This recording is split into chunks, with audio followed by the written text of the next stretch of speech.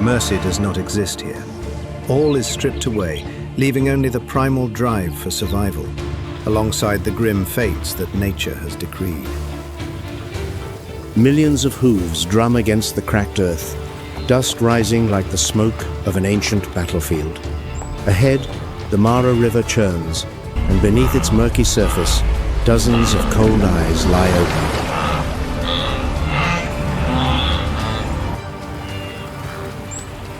No one wants to step in first. No one wants to be the offering.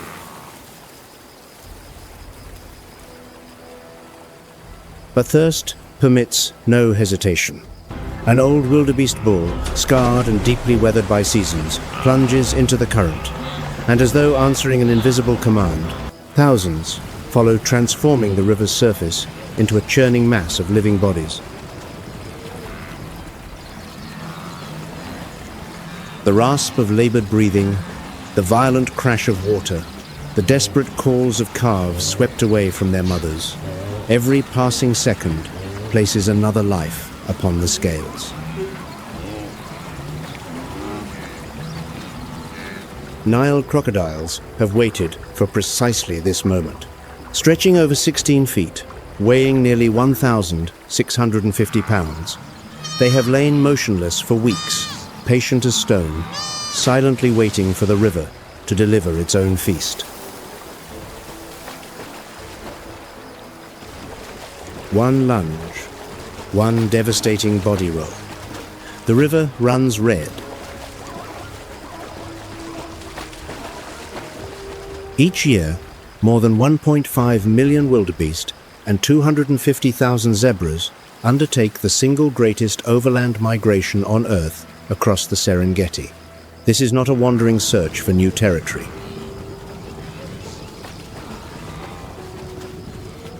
This is a pursuit of water.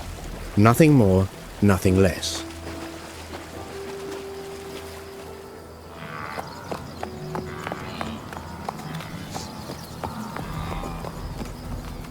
Welcome to WildVerse, where we explore the most extraordinary stories the natural world has to offer. The savannah covers nearly 20% of Earth's total land surface and roughly half the African continent. From vast tropical grasslands to sprawling seasonal wetlands, everything operates under the same immutable law.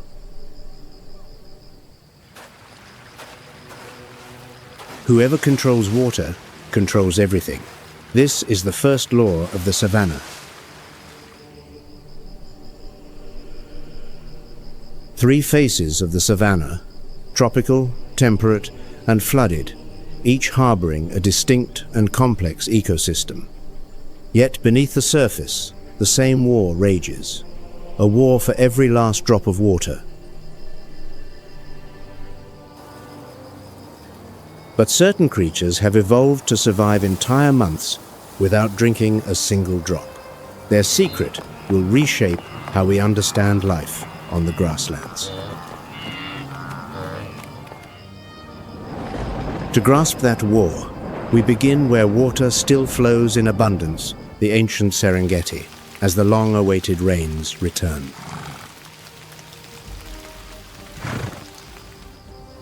And there, beneath the canopy of weathered, gnarled acacias, the holders of life and death are already establishing an order of their own.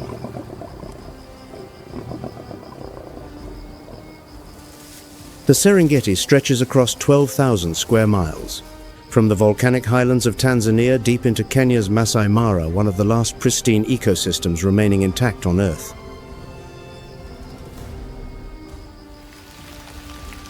When the rains arrive from November, the parched grasslands erupt into life within weeks.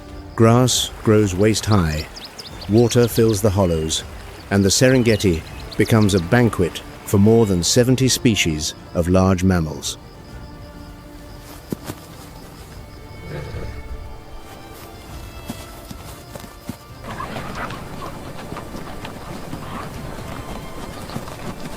One and a half million wildebeest concentrate on the rich southern grasslands alongside 250,000 zebras.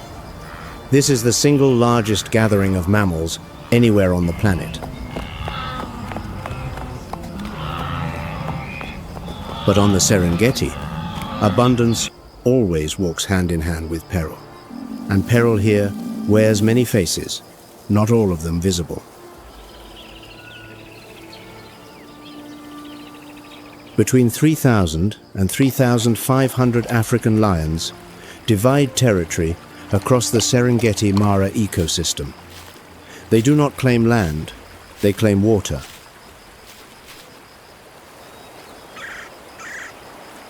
A lion pride, typically 10 to 15 individuals, establishes its sphere of influence around the most strategic waterholes.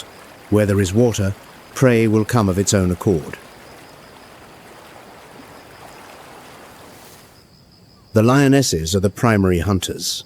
They coordinate under the cover of darkness, encircling from multiple angles, exploiting the precise instant prey lowers its head to drink.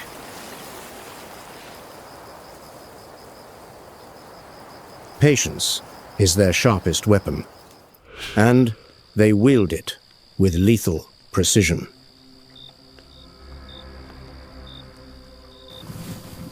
At night, when darkness strips prey of its long-range vision, lions become nearly invisible. They approach waterholes from downwind, flatten into the grass, and wait sometimes for hours without the slightest twitch.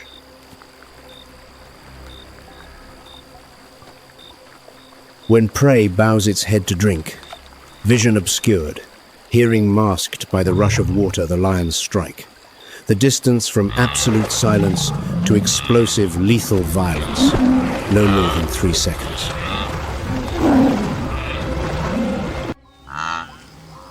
"6,000 wildebeest fall to lion claws and teeth each year on the Serengeti, yet that figure accounts for less than 0.5% of the total herd.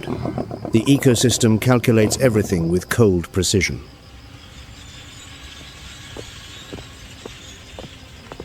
Male lions larger in frame, crowned with thick, imposing manes, rarely hunt. Their duty is to defend territory, guard the water source, and ensure no rival males dare trespass.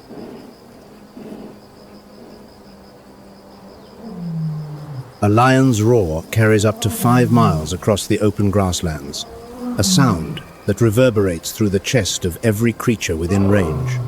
It is not a threat. It is a declaration of sovereignty. This waterhole has an owner.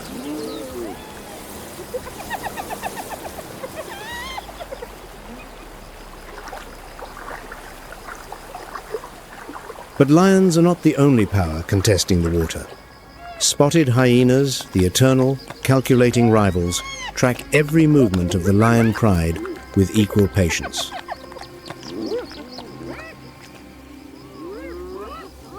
A spotted hyena clan can number 60, even 80 individuals, outnumbering any lion pride many times over. And they are not the scavengers that popular myth would have us believe.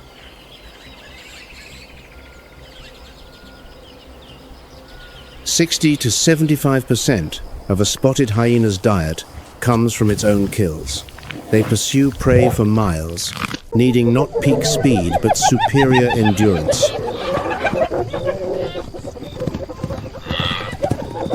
Hyena society follows a strict matriarchal hierarchy.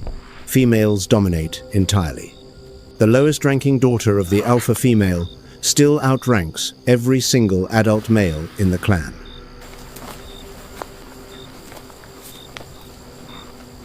And their most fearsome weapon, a bite force of 1,100 pounds per square inches, nearly double that of a lion. Those jaws crush bone, crush skull, crush everything that others leave behind.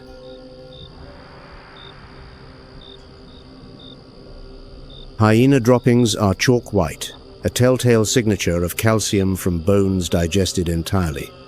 Nothing is wasted on the savannah, not even the dead.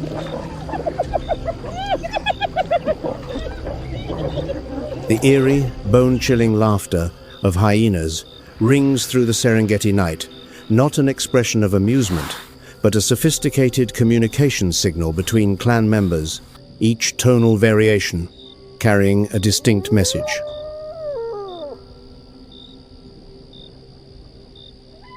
As the dry season forces all creatures toward the shrinking waterholes, lions and hyenas clash more frequently. Midnight confrontations, fierce and bloody, erupt around every last remaining pool.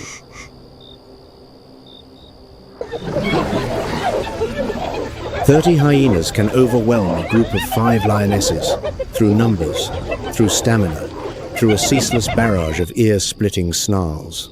On the savannah, power is measured not only by strength, but by who is willing to endure the longest.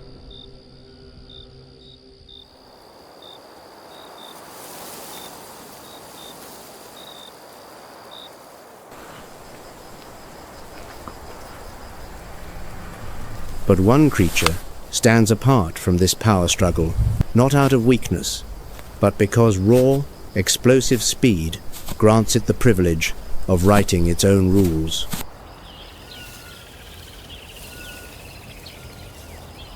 The cheetah, the fastest land animal on Earth, reaches 70 miles per hour in terrifying, explosive bursts of acceleration.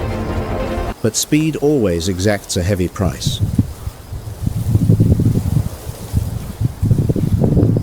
The cheetah's body is a masterwork of aerodynamics. 40 million years of evolution sculpted for one purpose: speed.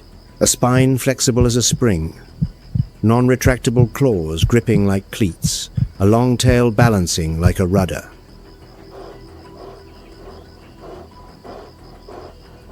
But even a fighter jet needs fuel, and the cheetah's fuel, like everything else on these plains, is water. Each chase lasts only 20 to 30 seconds. Body temperature spikes, muscles seize, and the body sheds enormous amounts of water. Success stands at 40 to 50% half the time. The cheetah runs to exhaustion and returns empty-handed.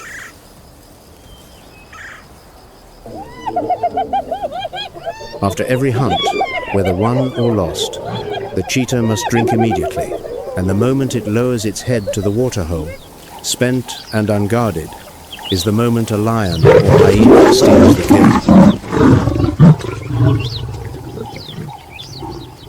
Speed delivers the meal, but the thirst that follows speed, the desperate, all-consuming, vulnerable need for water, can take everything away.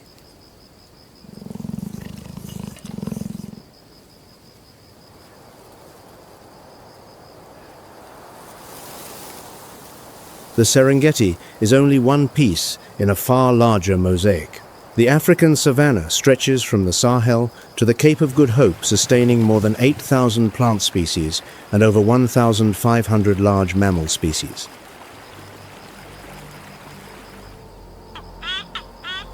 Everything from the smallest blade of grass to the largest elephant revolves around a single, unforgiving axis, the water cycle.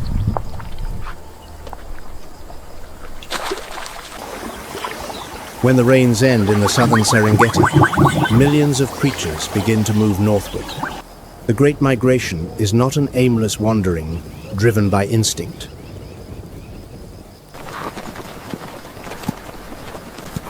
It is the largest organized pursuit of water on the planet, a pilgrimage written in hooves and dust.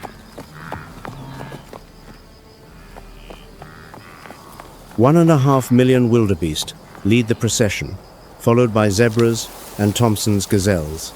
They travel in a counterclockwise arc, chasing the rains as they shift northward.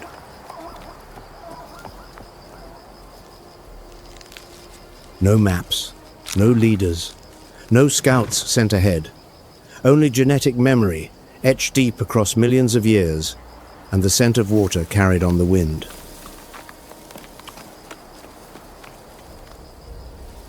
During the calving season, from January to March, roughly 500,000 wildebeest calves are born on the wide southern grasslands. They stand and run within mere minutes of birth.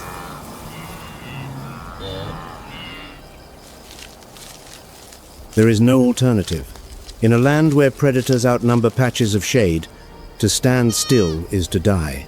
Every calf learns this truth within its first breath.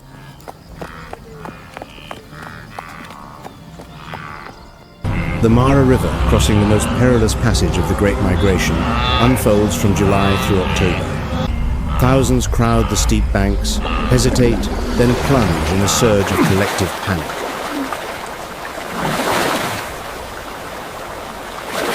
Many drown, are crushed, or slip on the treacherous mud banks. Carcasses drift downstream, feeding crocodiles, vultures, fish, and the riparian ecosystem for weeks.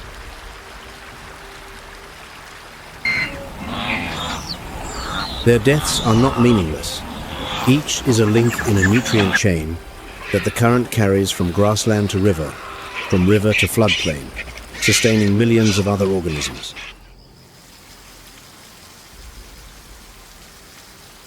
And when the rains return to the south, the survivors turn back, retracing that blood-soaked path once more. Year after year, generation after generation, without ceasing.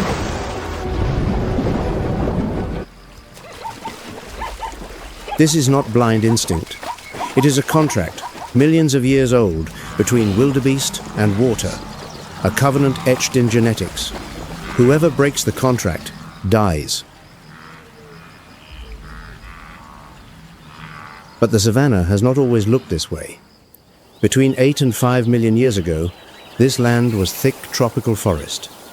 As the climate shifted, the trees retreated, yielding to boundless grassland.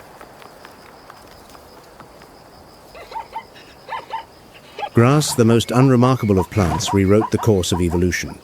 Animals had to run faster, see farther, and cooperate tightly to survive on open terrain with no cover.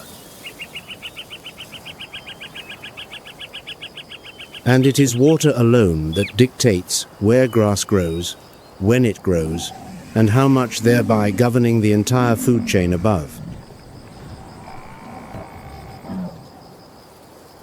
The wet season transforms the savannah into a refuge.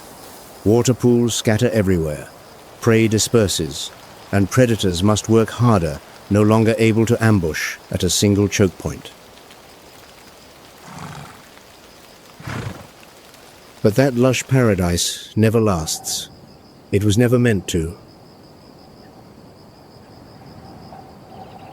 From June, the sun tilts northward, dragging the last of the clouds with it. The grasslands shift from vivid green to faded gold, then to ashen brown, the color of death spreading slowly across the land. The waterholes shrink by the day. Mud thickens to paste. The earth splits open. And the equilibrium between hunter and prey tips decisively toward whoever controls the final drops. On the Serengeti, each drop that evaporates draws another life closer to the edge. There is no room for mercy in the dry season. There is only arithmetic. But the Serengeti is merely the wettest corner of the vast savannah. Farther south and east, where rainfall plummets, the battle for water grows exponentially more savage.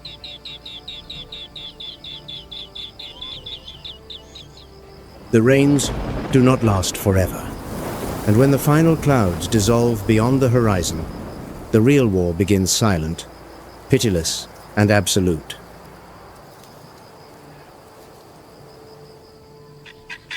In a place where rain is a distant luxury, only those most thoroughly armed by evolution can hold their ground.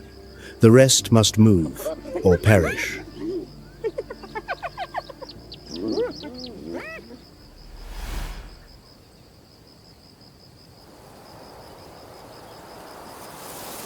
The temperate savanna Kruger, Pilanesberg, Kigalagadi, where rainfall amounts to barely a third of the Serengetis. When the dry season descends, the ground becomes a furnace, and water grows more precious than gold.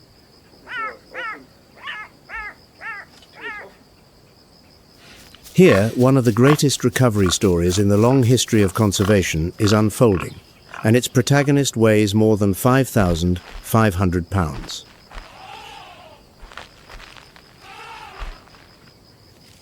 The white rhinoceros, the second largest land mammal, once stood at the brink of extinction.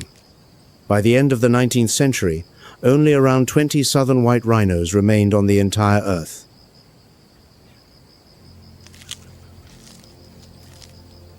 "20, fewer than the fingers on 4 hands.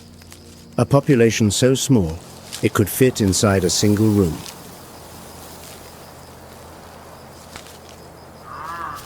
But thanks to conservation efforts spanning more than a century, the white rhino population has recovered to approximately 18,000 individuals, one of humanity's rare victories over extinction.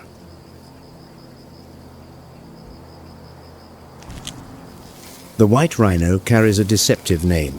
They are not white at all. White derives from the Dutch word wid, meaning wide, describing their characteristically broad, flat mouth.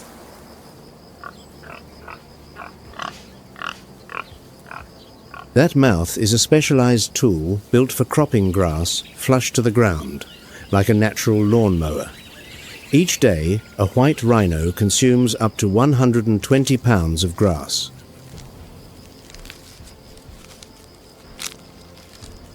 But grass needs water to grow, and rhinos need water to digest that enormous intake. When the dry season drags on, rhinos must keep moving, sometimes dozens of miles daily, searching for both.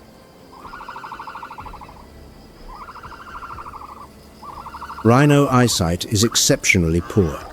They can barely discern objects beyond 30 feet, but hearing and smell compensate entirely. They detect the scent of water on the breeze long before they ever see it.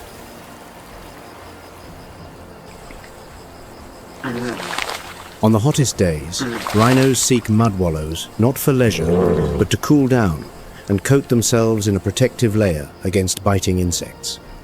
When even the mud dries, rhinos grow restless and aggressive. A rhino horn, exceeding 59 inches in rare cases, is not bone. It is compressed keratin, the same material as human hair and fingernails.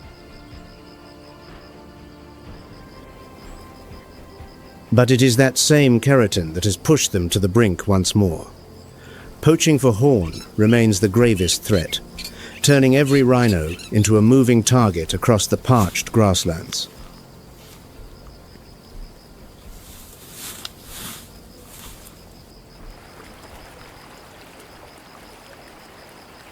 Sharing these scarce water sources with the rhino is the plains zebra, Africa's most abundant wild equid, with roughly 300,000 individuals in the south alone.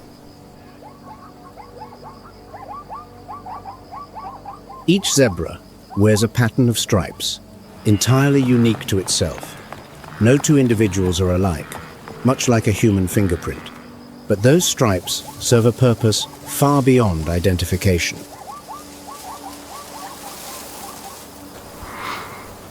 When the herd runs together, hundreds of stripe patterns merge, producing a motion dazzle effect, a visual illusion that prevents predators from locking on to any single individual.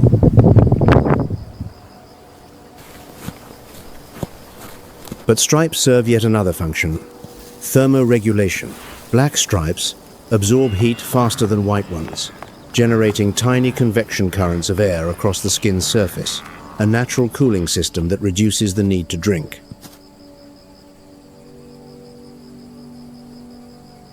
Evolution does not offer single-purpose solutions. Every detail on a zebra's body serves multiple functions simultaneously, and the ultimate objective, always without exception, is the same: conserve water.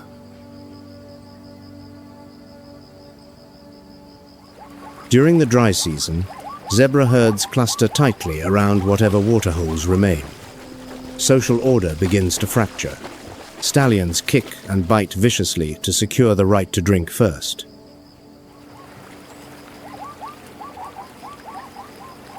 Zebras hold an advantage few grazers share: a digestive system that handles tough, fibrous dry grass wildebeest cannot stomach.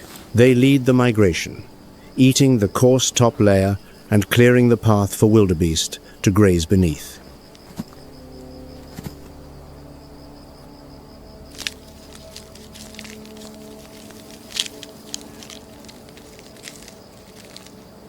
That relationship, zebras clearing the path, wildebeest following behind, is a subtle example of the symbiosis that water has forged.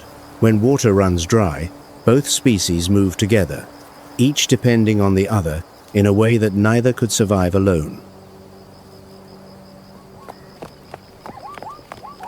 And around every shrinking waterhole, predators wait with infinite patience.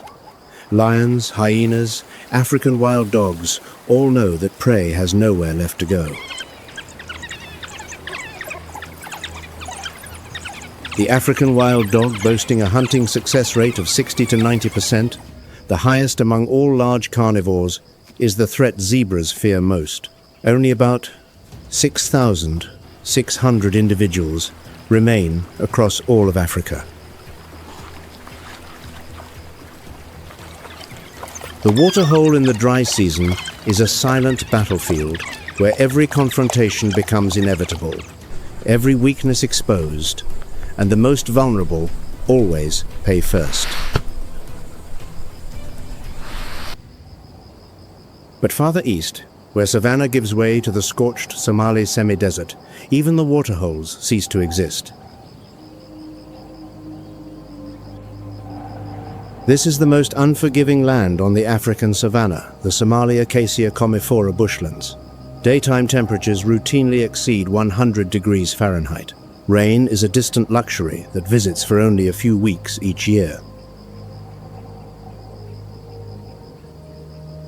And in a place where any other species would die of thirst within days, three creatures have evolved survival strategies so astonishing they defy all logic.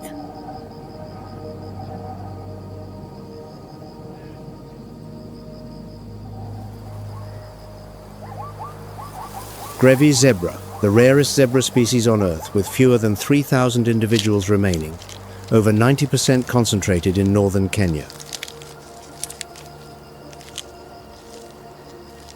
The largest of the three zebra species, standing up to 5 feet at the shoulder, weighing between 770 and 990 pounds, Grevy's zebra is a master of drought endurance.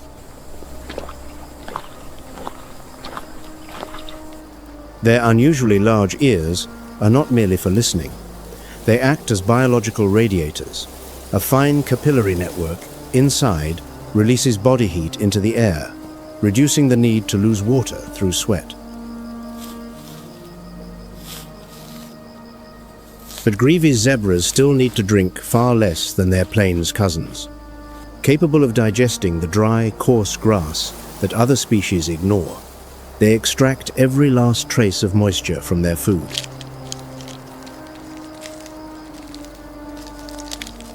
Unlike plain zebras, Grevy's zebras do not form permanent herds.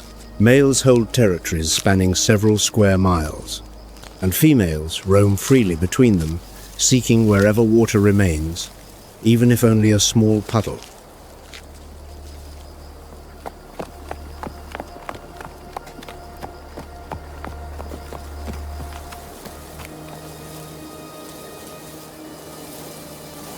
But the gerenuk, the most peculiar and elegant long-necked antelope in Africa, has pushed the strategy of water conservation to its absolute limit.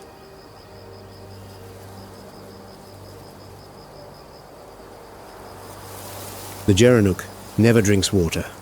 Not once, not ever.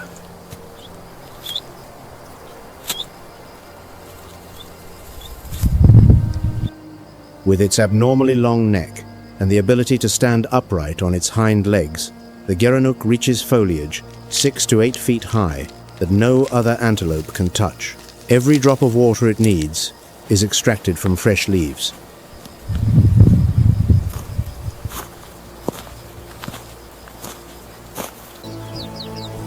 The gerenuk's body is a masterpiece of adaptation kidneys that concentrate urine to near solid density, minimizing every possible loss.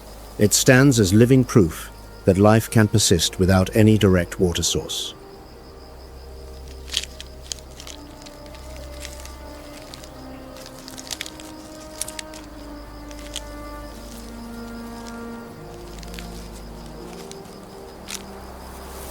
But even the Gerenuk pales beside the supreme survival strategy of the East African oryx.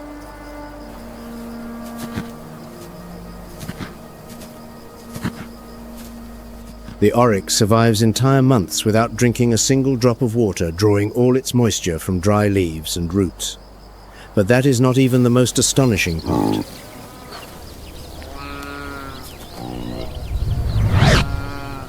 The oryx endures a blistering core temperature of 113 degrees Fahrenheit, a searing extreme where any other mammal would perish from heat stroke. Its secret lies in an elegant, countercurrent cooling network concealed within its nasal passages.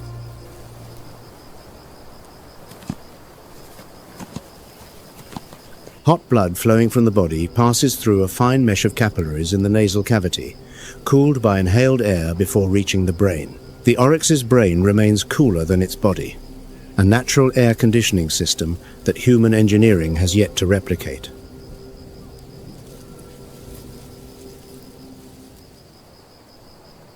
And should any predator dare to challenge it, a pair of straight horns, up to 33 inches long, sharp as forged swords, have been known to impale even lions.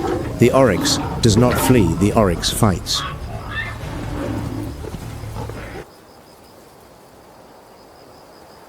Speed, endurance, frugality, adaptation, each species on this arid land has found its own answer to the same question.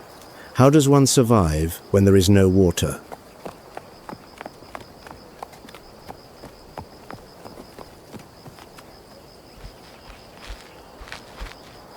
But one species does not answer that question.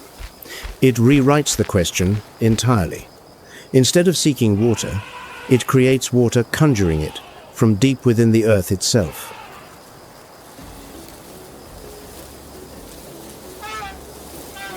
The African bush elephant, the largest land animal on Earth, standing up to 13 feet at the shoulder, weighing up to 22,900 pounds, the equivalent of 4 SUVs stacked together.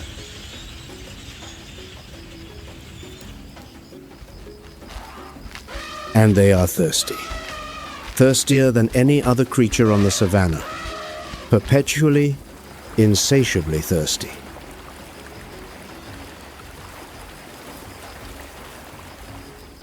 Each day, an adult elephant consumes up to 330 pounds of vegetation and drinks dozens of gallons of precious water.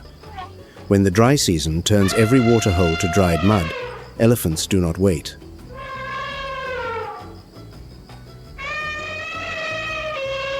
They dig their own wells. Where none existed, elephants make water appear.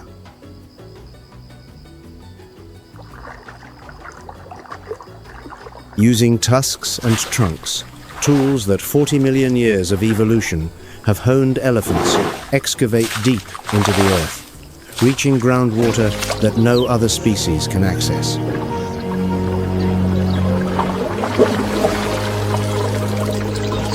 And something profound follows.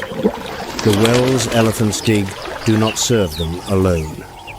More than 20 other species, from small antelopes to birds, arrive to drink from those same wells.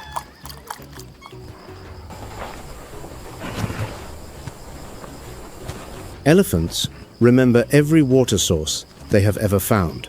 The elephant brain possesses an unusually large temporal lobe, the region responsible for memory and emotion.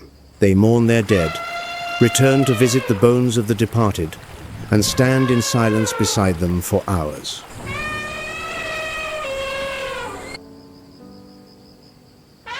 When an elephant dies near a water source, the rest of the herd keeps its distance from that place, as though honoring an unspoken boundary that none dare cross. Water and death, for elephants, sometimes lie side by side.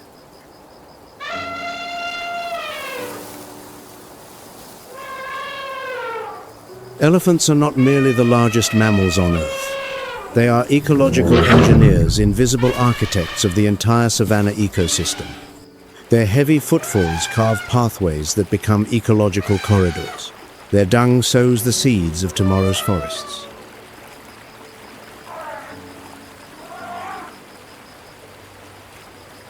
Elephant herds move under the guidance of the oldest female, the matriarch. Her memory serves as a living map, storing the location of every water source discovered over decades, passed down to the next generation through behavior rather than genetics.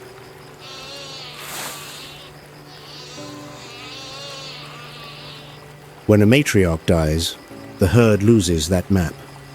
Wells that once saved the entire herd during the previous dry season suddenly become buried secrets, lost beneath the dust.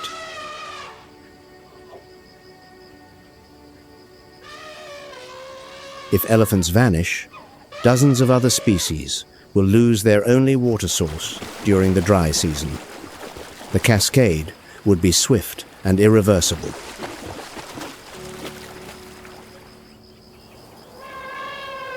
But elephants are vanishing, and with them, the wells are vanishing too.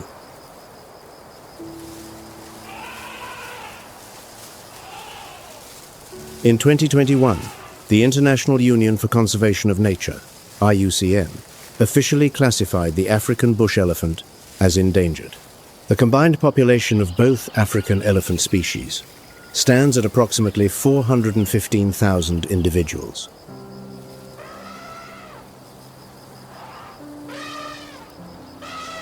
At the peak of the poaching crisis in the early 2010s, an estimated 20,000 elephants were killed each year for their ivory. The numbers have declined thanks to anti-poaching efforts, but the threat has never disappeared.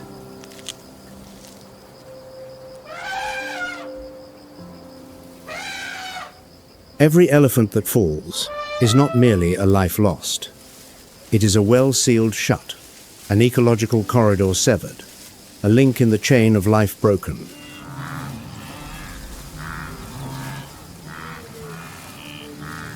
And on the African savannah, where water is currency, losing the creature that creates water means losing the entire bank.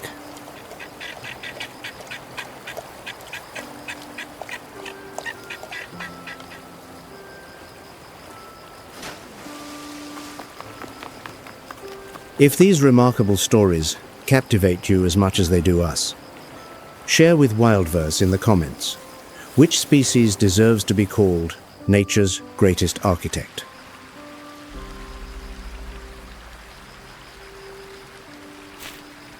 From those who control water, to those who need none, to those who create it, the savannah has shown that every survival strategy revolves around a single axis: water.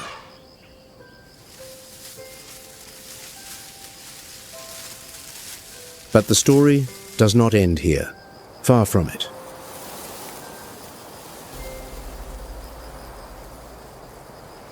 There are places in Africa where water is not scarce. Water is everywhere so abundant it drowns everything, turning grasslands into oceans of grass, transforming herbivores into reluctant amphibians.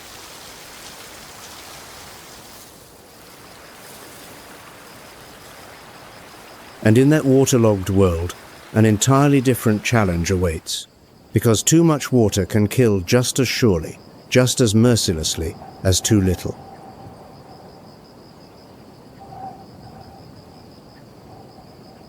From the sun-scorched savannas of Somalia, we travel westward to the largest wetlands in Africa, where life and death both drift with the current.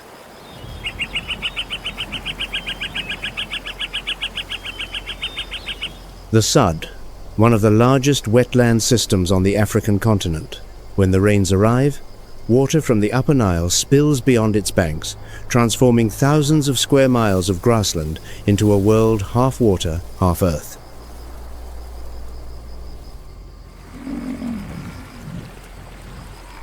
Here, water is not scarce. Water is omnipresent, inescapable. And the paradox begins. Abundance itself becomes the killer.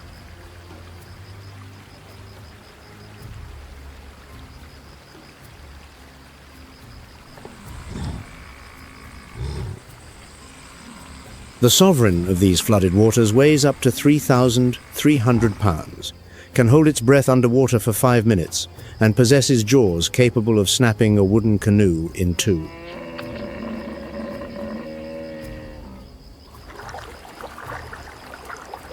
The hippopotamus, Africa's most unpredictable giant.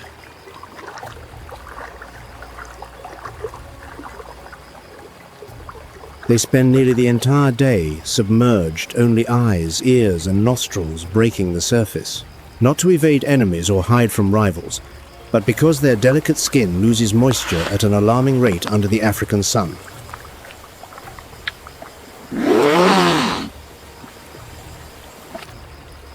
Hippo skin secretes a red fluid, often mistaken for blood sweat. In reality, it is a blend of natural acids that functions as both sunscreen and antibiotic, a sunblock, an antimicrobial agent that nature invented millions of years ago.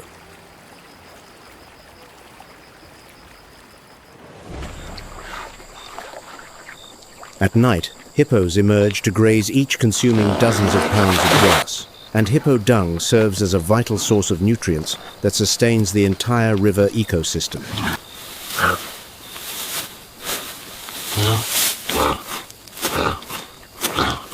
Hippo pods of 10 to 30 individuals congregate in the deepest pools, males defending their aquatic territory through ferocious battles, jaws gaping wide to display their teeth as declarations of dominance.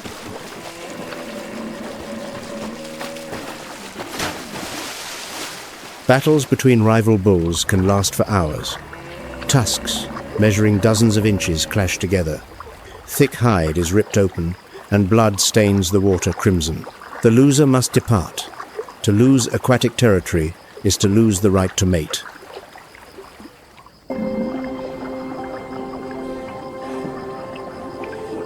Hippo calves are born underwater and nurse underwater. In their earliest weeks, they scarcely leave the water at all. The terrestrial world is too hot, too dry, too dangerous for their tender skin.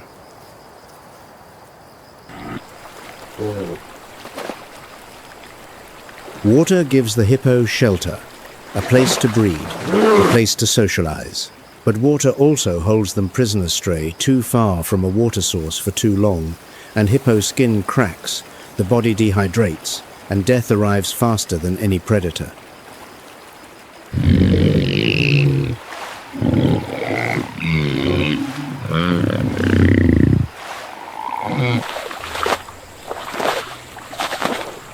Sharing these waters with hippos are Nile crocodiles, the second largest living reptile, surpassed only by the saltwater crocodile, measuring 16 to 18 feet in length, weighing up to 1,650 pounds.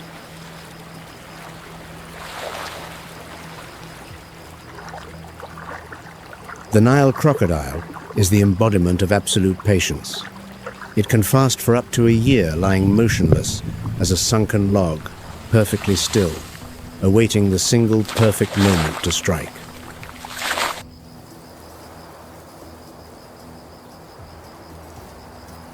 During the dry season, as the wetlands contract, crocodiles and prey are funneled into the same dwindling pools. The distance between hunter and hunted narrows by the day. Each step toward the water's edge may be the last.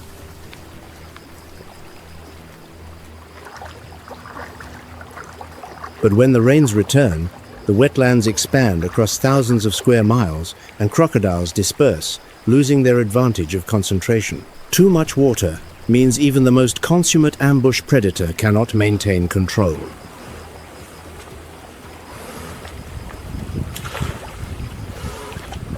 The ambush technique of the Nile crocodile has been refined over 200 million years longer than the dinosaurs endured. They gauge distance by sight, adjust position with their tails, and strike with enough torque to drag a Cape buffalo underwater.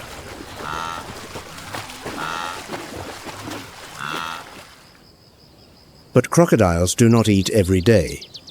A single large meal can sustain them for months. That economy of energy, burning almost no calories while lying still, is the reason they have survived every mass extinction event in Earth's history.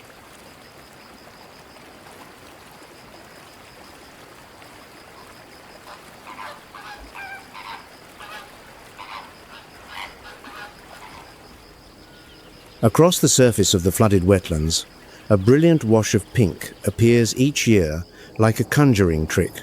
Tens of thousands of greater flamingos migrating to the Nile Delta.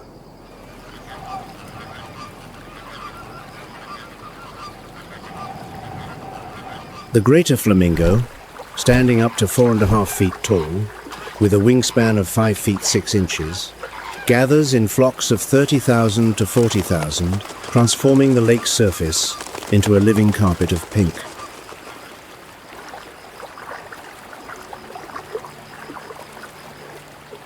That pink is not innate. Flamingos are born with pale grey-white plumage. The vivid rosy hue comes from carotenoids in brine, shrimp and algae. It is the water itself that determines whether they are vivid or faded.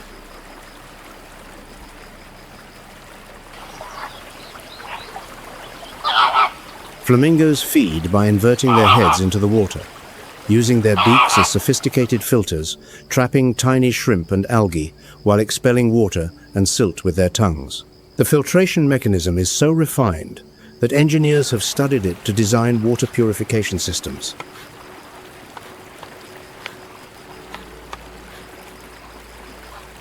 A flamingo with deep, vivid pink plumage sends an unmistakable signal to the flock. I have found the most nutrient-rich water. I am the finest choice for a mate.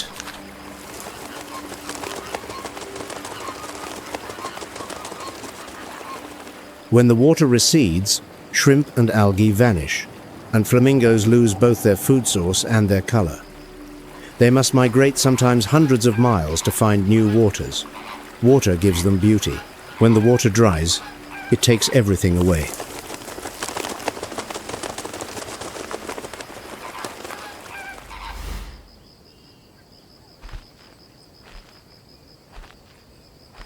Along the wetland margins, herds of African Cape buffalo, each weighing up to 1,500 pounds, move in groups of 200 or more, following the rhythm of rising and falling waters.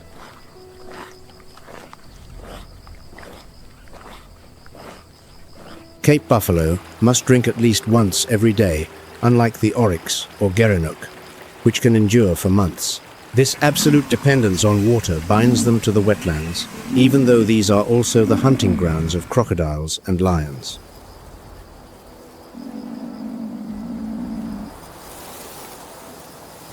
With their massive frames, curved shield-shaped horns, and aggressive temperament when threatened, Cape buffalo are one of Africa's big five, and one of the few creatures that make even lions think twice before attacking.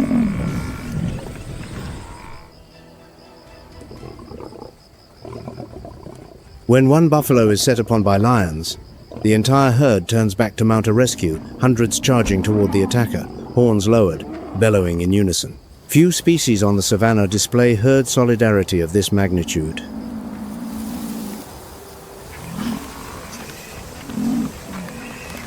Cape buffalo are the purest water followers of all. They do not track seasons or grass, but the water line itself. When water rises, they retreat uphill. When it recedes, they advance onto the floodplain. A buffalo's life is one long pursuit of the water's edge.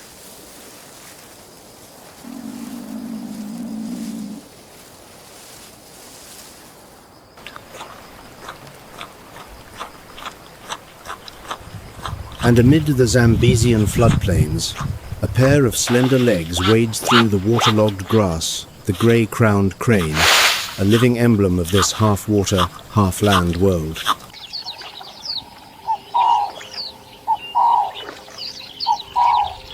The grey-crowned crane, the national bird of Uganda, dances across the flooded meadows in courtship displays, leaping high, spreading its wings, spinning amid water that glitters with reflected sunlight.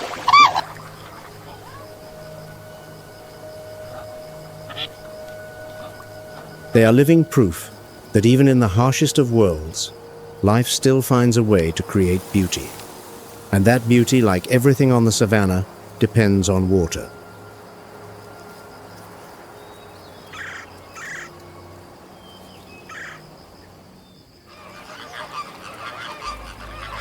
From the Sud to the Nile Delta, From Lake Chad to the Zambesian floodplains, the flooded savannah is a place where 400 bird species, hundreds of fish species, and dozens of large mammals coexist within a web of life of unparalleled density.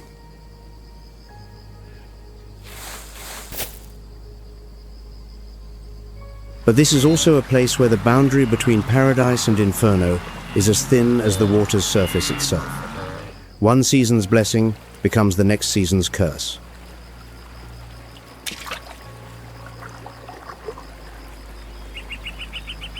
Seasonal floods sweep away nests, submerge dens, and sever herds. The dry season drains the water, crowding every creature into shrinking pools where crocodiles wait with the patience of 200 million year survivors.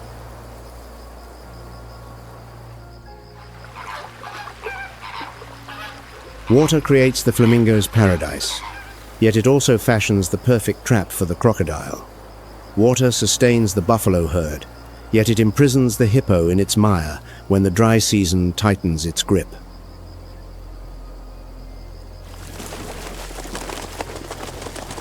And therein lies the answer to the question we posed at the outset.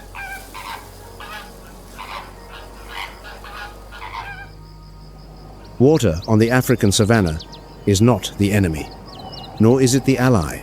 Water is the hand of fate itself, cold, impartial, showing no favoritism, deciding who lives, who dies, who flourishes, who fades.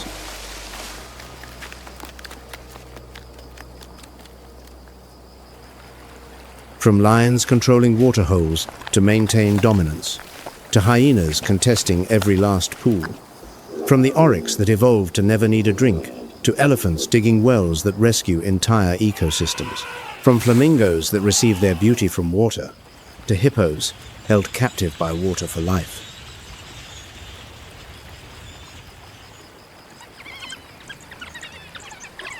Every story on the savannah, whether tragic or triumphant, whether told in blood or in beauty, traces back to the same source, water.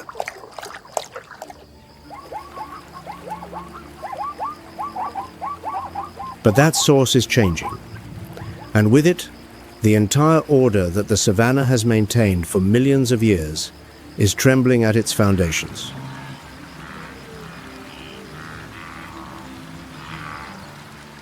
The question is no longer who controls the water. The question now is far more urgent. Will there be enough water left to control?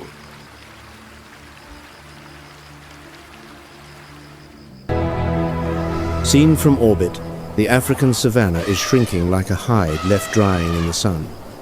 Patches of ashen brown spread wider each year, swallowing the green that the rains once brought.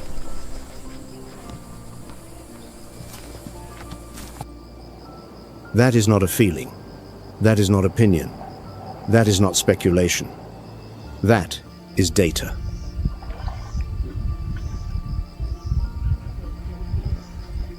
Over the past 50 years, average temperatures across the African savanna have surged by 2.7 degrees Fahrenheit, outstripping the global average.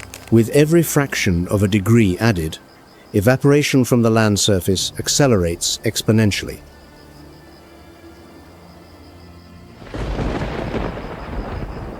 Rainfall in some temperate savanna regions has declined roughly 20% over 3 decades. Rains, once punctual each year, now arrive erratic and violent, then vanish too quickly for the soil to absorb.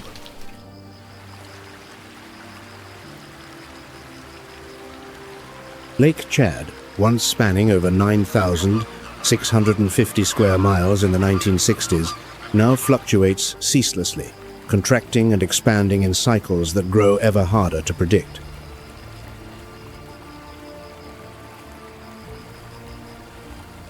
"75% of the African savanna's area has been transformed or degraded by human activity. Farmland encroaches on grasslands. Urbanization severs migration corridors. Deep boreholes drain the groundwater that elephants once dug to reach."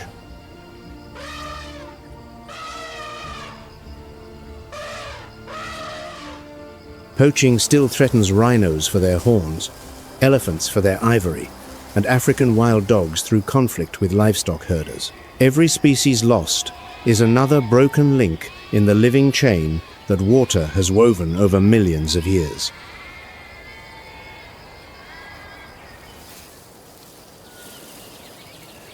But hope has not been extinguished. Not entirely. Not yet.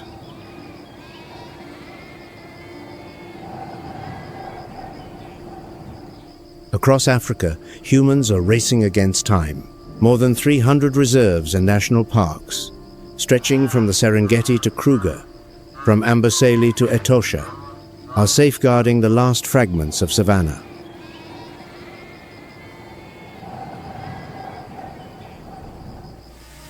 Drone technology patrols the skies day and night, detecting poachers from miles away.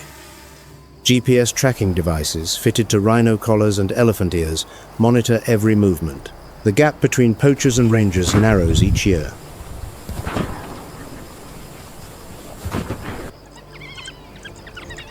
The African wild dog, once teetering on the edge of extinction, is gradually recovering through cross-border conservation programs.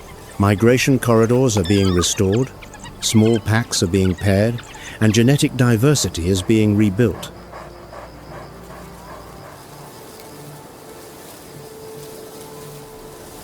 And the story of the white rhinoceros, from 20 fragile individuals recovered to 18,000, remains the brightest beacon of all, living proof that when humanity commits, extinction itself can be pushed back.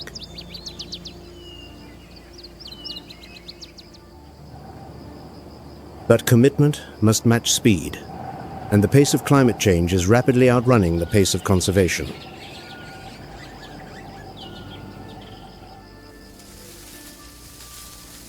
Yet conserving species is only half the equation. The other half, and arguably the more critical half, is conserving water itself.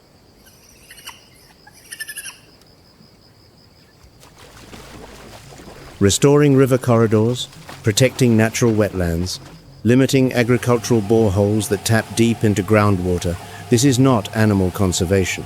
This is the conservation of the foundation upon which all savannah life depends.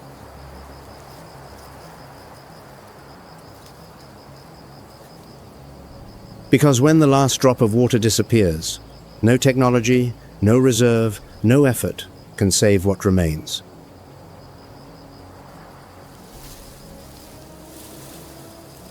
No water, no grass. No antelope, no lion.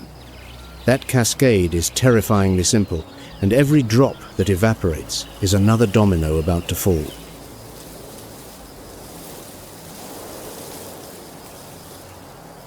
The African savannah has endured for millions of years, through ice ages, through droughts, through the rise and collapse of species. But never has water vanished this quickly, and never have so many species depended on these final drops.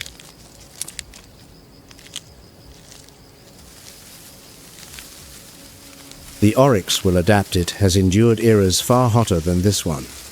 The gerenuk will continue to stand on two legs, reaching for the highest leaves. But the lion, the wildebeest, the flamingo, they need water every single day, and water is disappearing every single day.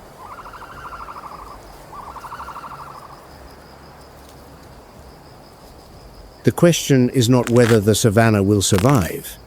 It will in some form.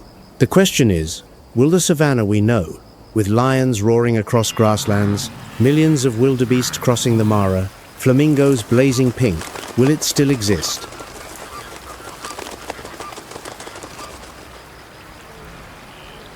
At the start of this story, we stood on the banks of the Mara River, where millions of wildebeest plunged into the murky water to drink or to die.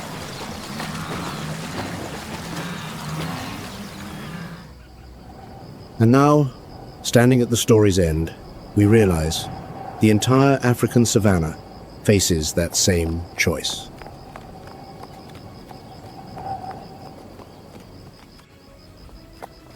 On these grasslands, water is not a right. Water is not a resource. Water is power.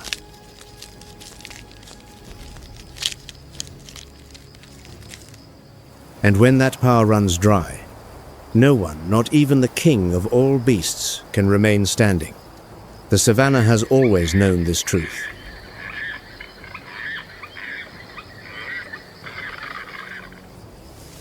Thank you for joining WildVerse. The natural world still holds countless stories waiting to be told. If you have not yet subscribed, now is the perfect time. We will see you on the next adventure.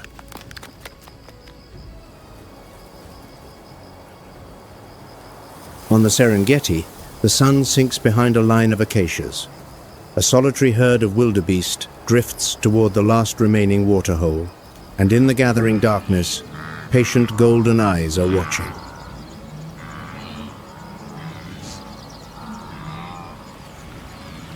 Nothing here is safe. Nothing here is certain, and it never will be.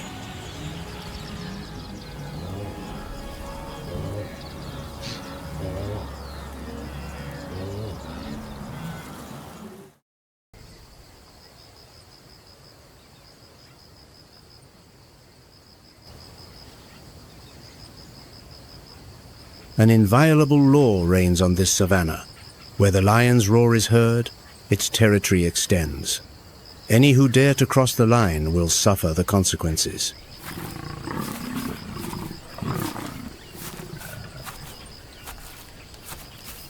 And yet today, a lone phantom dares to challenge that boundary. That is Zara. For her, a precious meal is worth risking her life.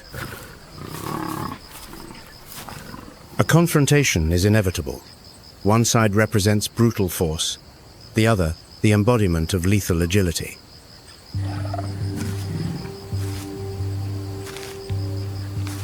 Under the scorching sun, fate has only one outcome for the weaker.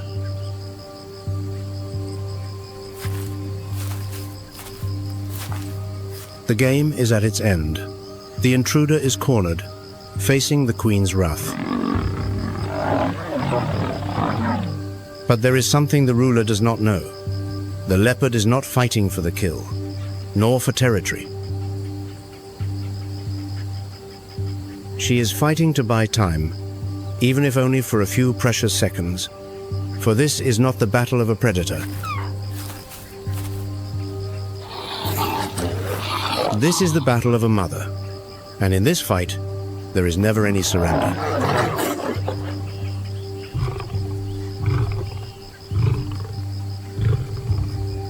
Fangs, sharp claws, a piercing gaze, and a gnawing hunger.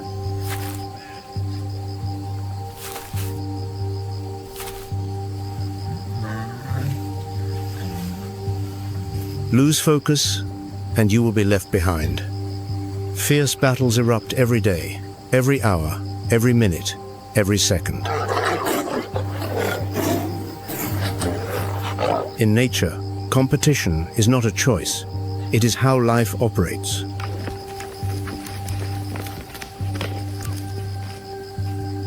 From a biological perspective, competition is the clearest expression of natural selection. Each individual carries different genetic traits, and only those traits that allow for better adaptation to the environment can survive.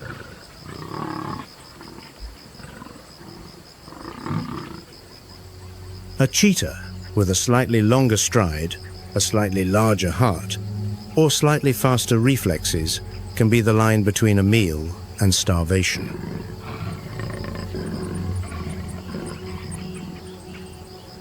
And over thousands of generations, these subtle advantages become biological strengths.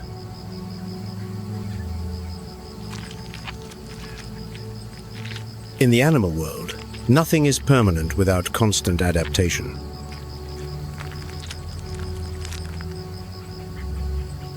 Competition does not only occur between different species, it also takes place within the same species.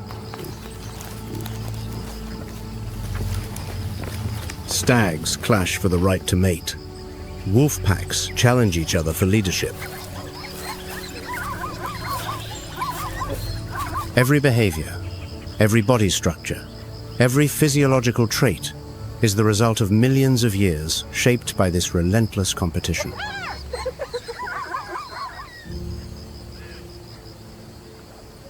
On the vast plains of the African savannah, where the sun hangs like a fiery torch and the wind carries the dry scent of both life and loss.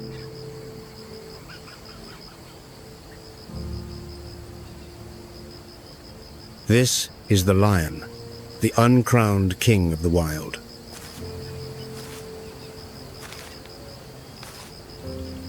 It is no coincidence that so many civilizations have chosen the lion as a symbol of power, strength, and courage.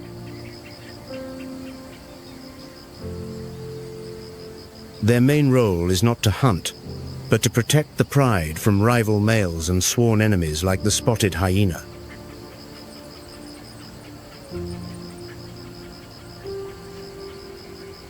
However, a male lion's reign is brief. On average, an individual or a coalition holds control of a pride for about 2 to 3 years.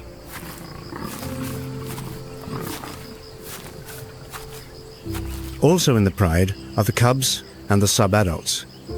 While the young females usually stay, the young males, when they reach 2 to 4 years old, are driven out.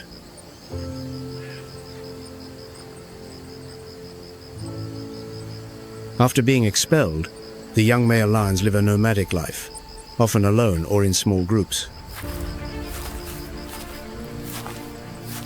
To survive, to hunt, and most importantly, to build the necessary strength, they often form coalitions.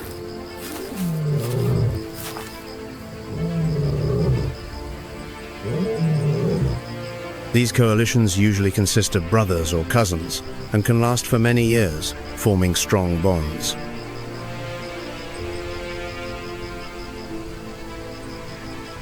When these coalitions mature, usually between 7 and 10 years old, they begin their journey to take over a pride.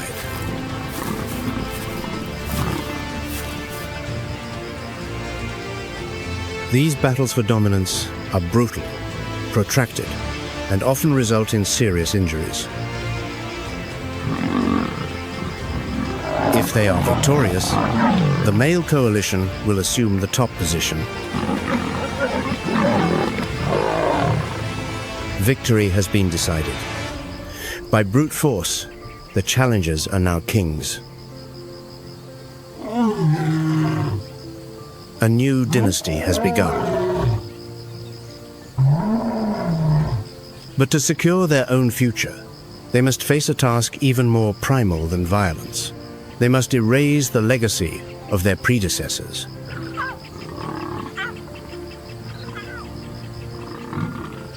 Before them is the living embodiment of the past, the cubs, carrying the bloodline of the fallen king.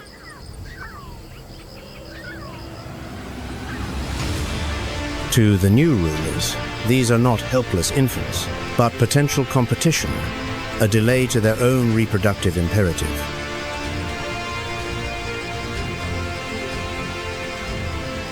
The act that is about to unfold may seem cruel to us. But in the unforgiving logic of natural selection, it is a tragic yet perfect strategy. One lineage can only continue when another must end. And on this savannah, the throne is always succeeded by an inevitable sacrifice.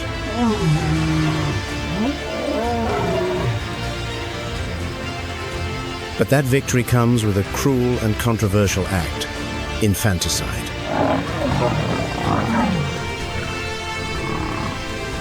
Any suckling cub, sired by the previous males, is mercilessly killed. The purpose is to bring the lionesses back into estrus, usually within 2 to 3 weeks.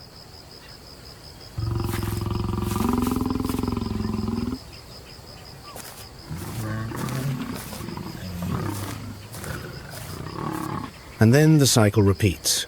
The males mate, protect the pride, and are eventually replaced by a newer, younger coalition.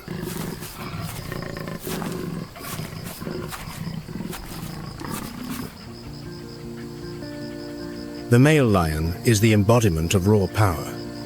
But do not be deceived by appearances.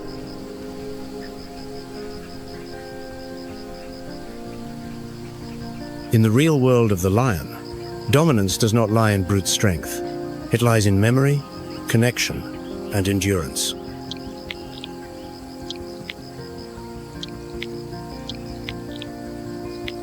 Because in every pride, the male is not the center. In every lion pride, the lionesses are the root of everything. Sisters, aunts, nieces born on the same land, raised alongside each other. They do not leave, do not wander, and certainly do not give up their ancestral lands to outsiders without a fight.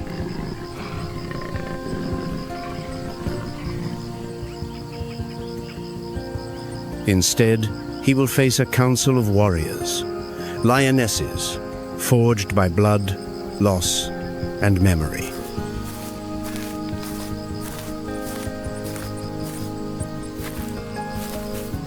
A lioness does not bow.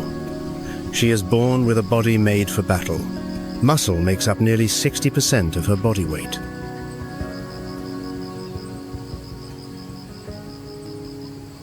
With it, she can launch herself like a living arrow, reaching speeds of over 36 miles per hour and leaping over 36 feet in a single bound.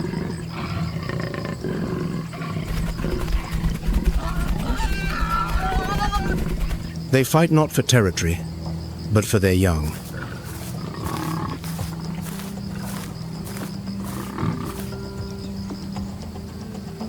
One such case was documented in the Serengeti, Tanzania, when a lioness was cornered by 3 male lions. She fought back against their tearing claws, holding her ground to shield her cub.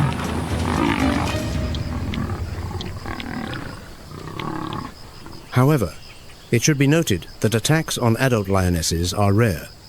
Most males keep the females for mating.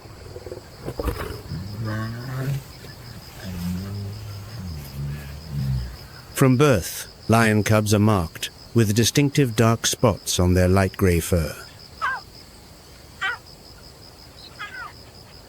As they grow, the spots fade, revealing the golden coat we associate with lions. Even if forced to bear a new litter, she will not let the killer near her cubs. She roars a warning.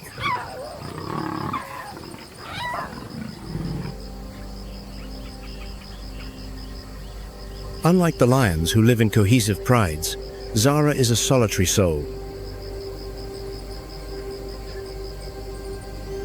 After a brief mating period that lasts only a few days, she returns to her life alone.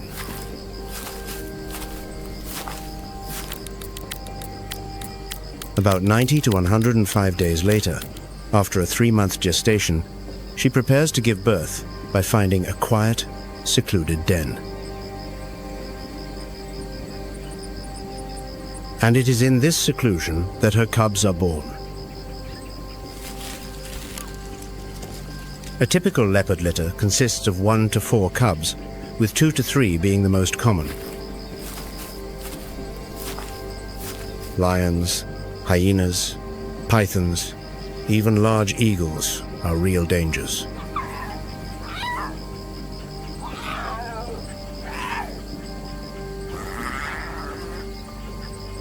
It is estimated that nearly 50% of wild leopard cubs do not survive their first year. As a single mother, Zara is in a constant state of high alert.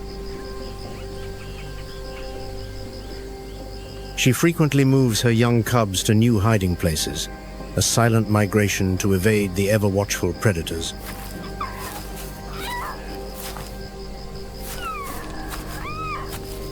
At about 3 months old, the cubs, like Quito, begin to follow their mother on hunts.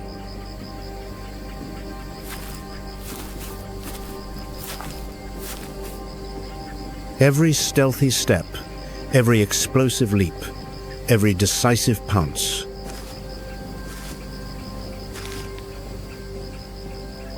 Sometimes, Zara even brings back live prey for her cubs to practice hunting.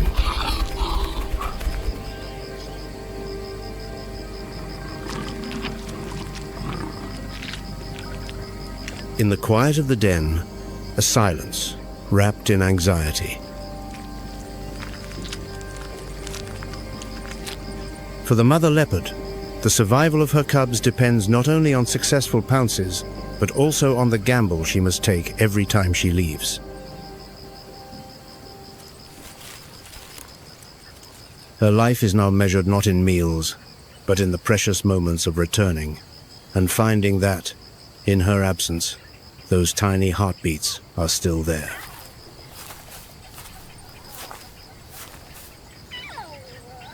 It is a burden that only a mother can understand, a silent struggle repeated every day under the African sun. In the world of the apex predators on the African savannah, there is no room for compassion. So, when a lioness comes across a leopard cub or a hyena, she will end its life without hesitation. She does it not out of cruelty, but for something much more primal, the instinct for survival. In the same ecosystem, leopards and lions hunt similar prey: impalas, warthogs, young zebras.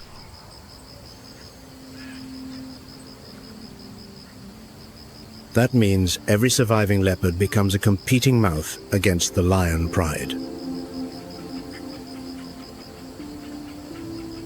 For a lioness raising her own cubs, it is a direct threat.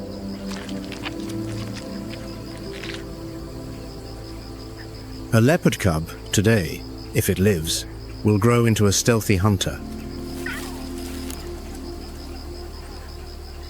In nature, a preemptive strike is often the most effective survival tactic. But when two mothers face each other in battle, the story changes. Physically, the odds are never in the leopard's favor.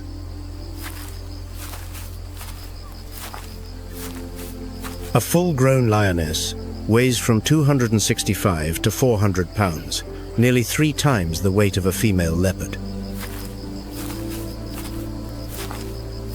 Not only stronger, lionesses fight like seasoned warriors, trained from birth for direct confrontations. However, even with no chance of winning, the female leopard fights to buy time, to create a diversion. And sometimes, miraculously, those few seconds are enough for her cubs to survive. One day, Zara was resting in a tree. She had just taken down a warthog and dragged its carcass up to a high branch.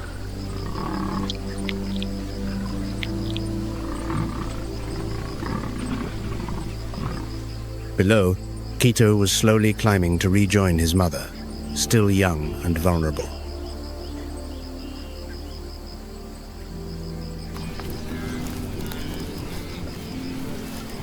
In the distance, near a herd of wildebeest, a lioness appeared.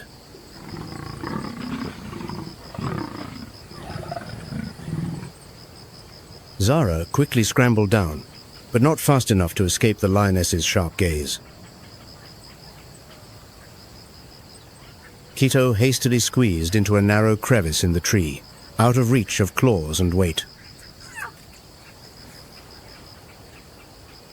The lioness, weighing about 287 pounds, twice Zara's size, stood below, growling.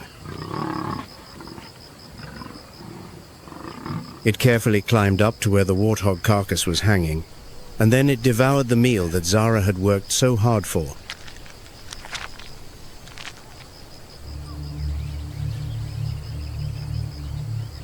In another encounter, Zara was nursing Quito in a rocky den.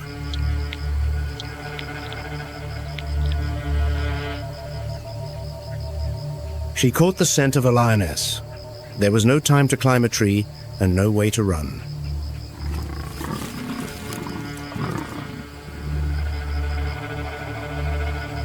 Zara stood at the entrance of the den, with Quito hidden deep in the shadows behind.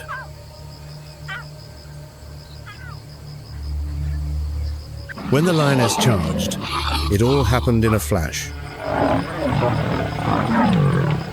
Zara, only half the size of her enemy, struck fast, aiming for the lioness's soft flank. While the leopard fights to the death to protect her young, and the male lion fights to protect his lineage.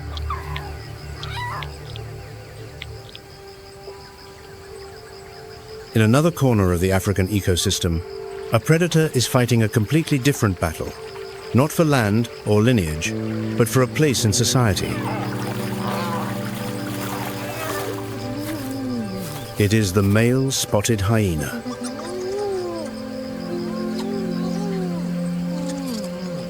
If you have followed the life of the spotted hyena, you may already know that being born male is a misfortune.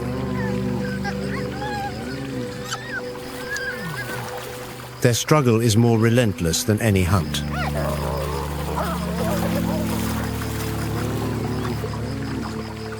In the rigid matriarchal society of the spotted hyena, everything revolves around a female-dominated hierarchy.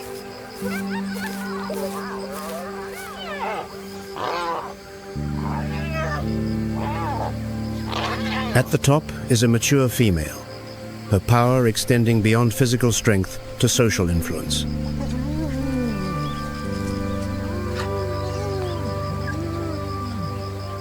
And only at the very bottom of society are the adult males. This is not symbolic. It determines access to food, safety, and reproductive opportunities.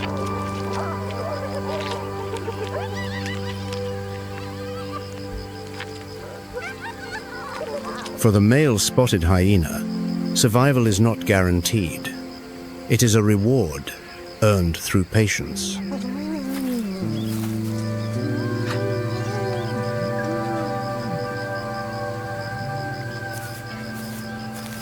Their struggle, the battle of these outsiders, is not a fight for territory or prey, but a fight to exist.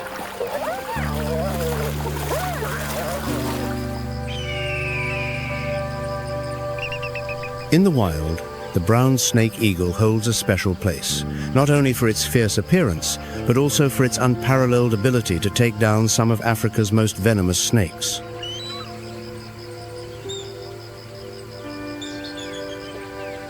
With a body length of up to 31 inches and a wingspan of 5.5 feet, it combines raw power with lightning-fast reflexes. But its most impressive feature is its long legs, encased in thick, armor-like scales, a perfect natural design.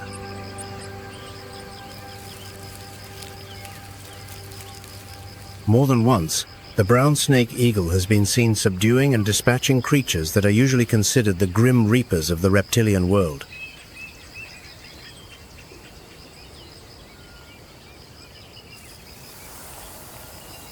One of them is the snouted cobra, a snake marked by its distinctive upturned snout and potent neurotoxic venom.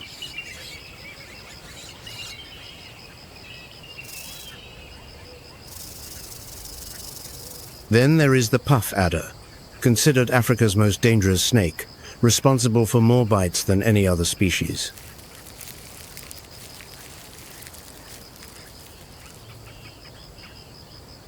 However, with its aerial approach and lightning-fast strike, the brown snake eagle often turns these terrestrial killers into a quick lunch. For a time, it seemed that no snake could shake the king of this sky.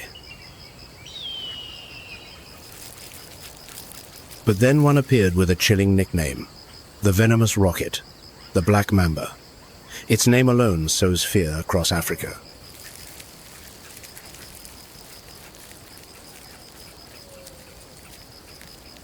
Averaging 6 to 10 feet long, sometimes reaching nearly 15 feet, it is the second longest venomous snake on Earth, after the king cobra.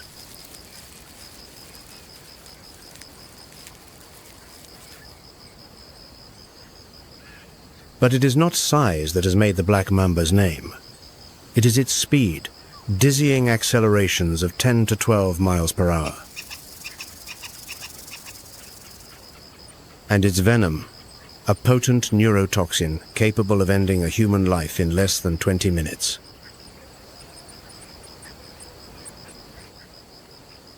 Just 2 drops are enough.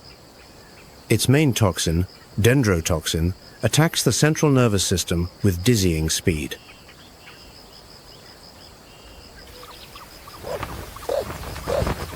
In a fateful encounter that seemed like just another routine attack, the brown snake eagle swooped down from a tree.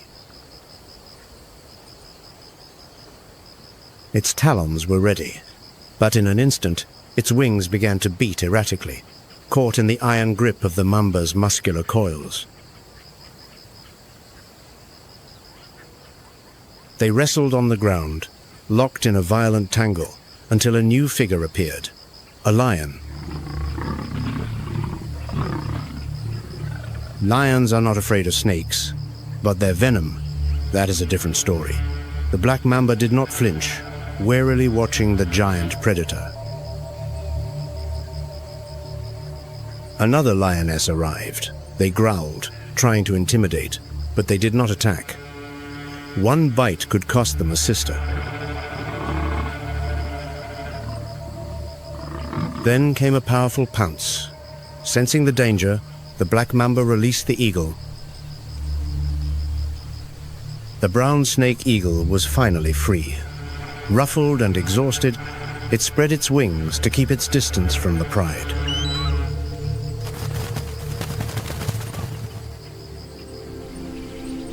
After the stories of the aerial hunters, let us look to the canopy for the meaning of life.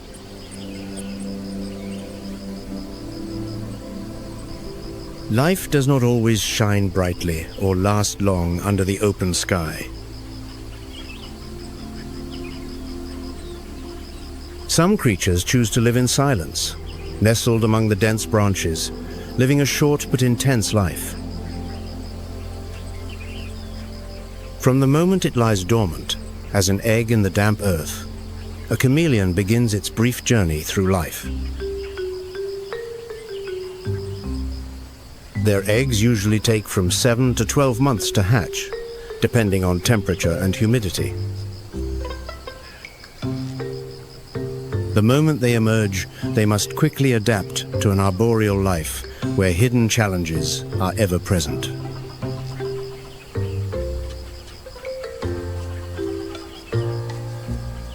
Their bodies are exquisitely designed for life in the trees. Their eyes move independently, scanning a 360-degree view.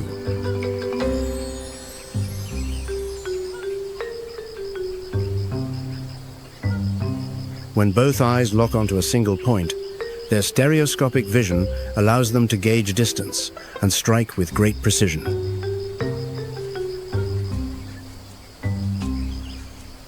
Their most incredible weapon is their long tongue, which can be launched at a speed of up to 21 feet per second. The tongue is 1.5 to 2 times their body length and ends with a suction cup-like tip to grip their prey. The body of the furcifer chameleon itself is a biological wonder. They do not change color through pigments. These changes are not just camouflage. They are a form of language.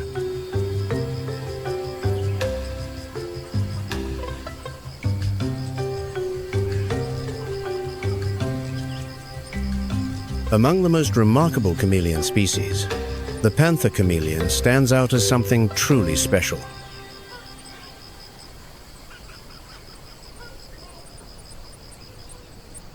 They are found mainly in the northern and northeastern regions of Madagascar, and each population has its own distinct color palette.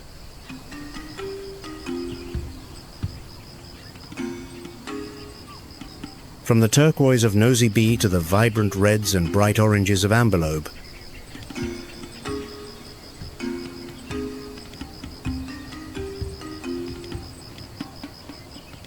but beneath that captivating exterior is a deeply possessive nature. Male panther chameleons are highly territorial.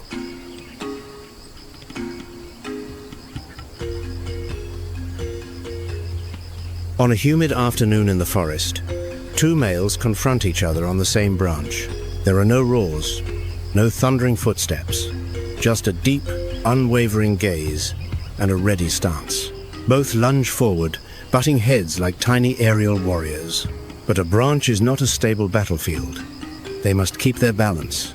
In a few seconds of struggle, the larger one gains the upper hand. It puts its weight into it and pushes the other's head. Although the smaller one tries to hold on, a well-aimed headbutt makes it slip from the branch.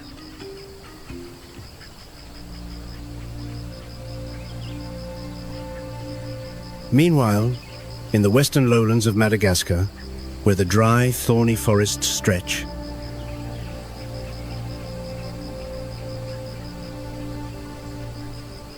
this is the chameleon species, with the shortest lifespan ever recorded among all four-limbed vertebrates. In the most arid regions, their lifespan is only 4 to 5 months from hatching. It all begins at the start of the rainy season, around November. The first rains moisten the soil, awakening the eggs.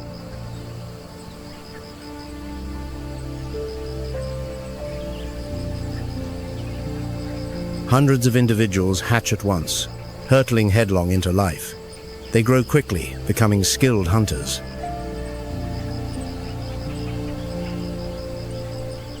By January, while the rains are still falling, they are ready to reproduce. The female lays a single clutch of up to 11 eggs, and then both the male and female die.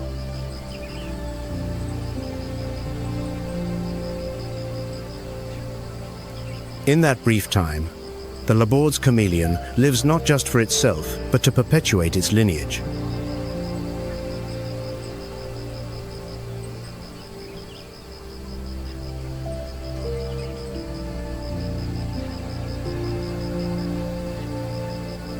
The females tend to display darker, more subdued colors with light orange streaks, a signal that they have already mated.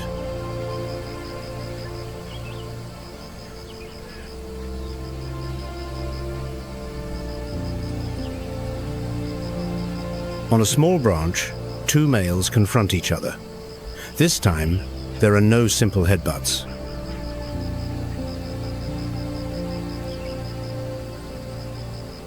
Both open their mouths wide, hissing aggressively to intimidate the other, then lunge without hesitation. The larger male finally overpowers the other, butting heads, using its whole body to push its rival. In nature, it is not the strongest that survives, but the one that adapts the fastest and acts in time.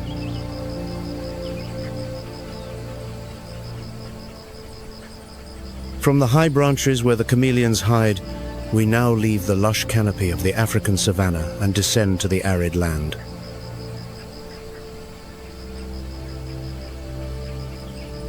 Meet the giant African bullfrog, an amphibian sumo wrestler known for its bulky body and fierce survival instinct.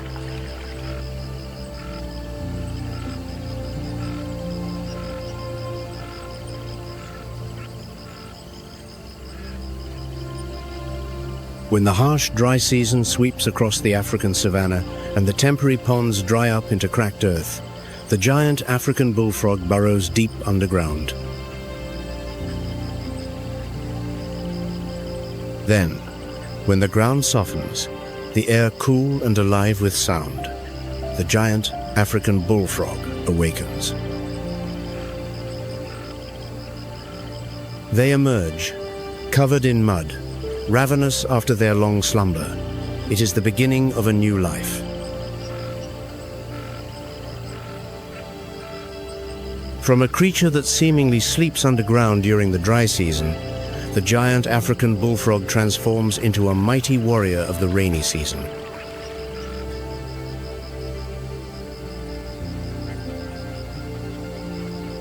This is the Yacare caiman, a native crocodilian that dominates almost the entire South American wetland system.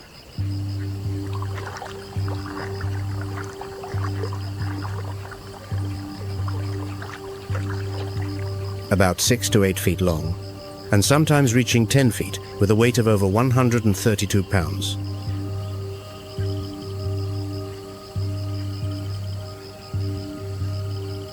Its abnormally long lower teeth pierce through the upper jaw, creating a permanent sneer that seems to mock anyone.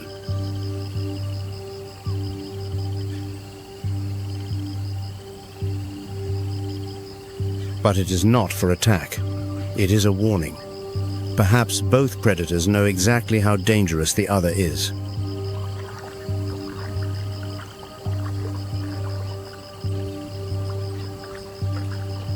The anaconda glides away quickly and submerges into the water.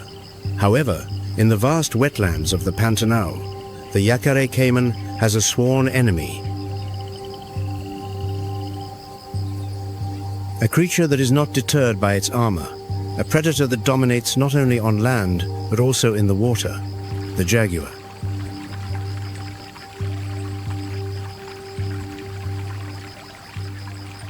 The largest cat in the Americas, and the only member of the genus Panthera, known to be a subaquatic predator, weighing up to 220 pounds.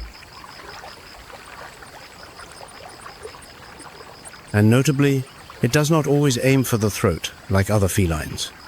Instead, it often bites directly into the skull.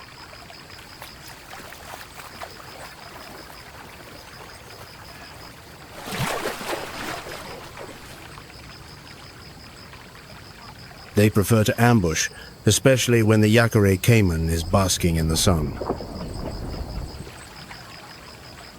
The caiman may struggle, roll, or dive into the water, but for the jaguar, water is not a barrier.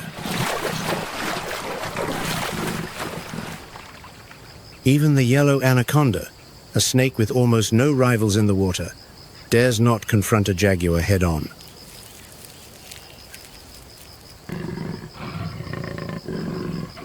The jaguar lives a solitary life, silent and brutally efficient. In the Pantanal, there is no single absolute ruler.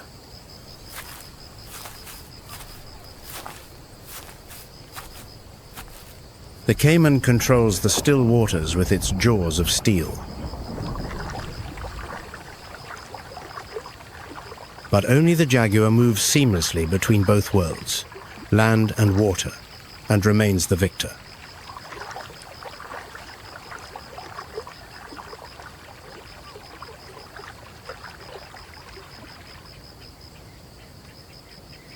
Although known as the big cat with the most powerful bite, over 1,500 pounds per square inch, the jaguar does not hold the title of the largest big cat.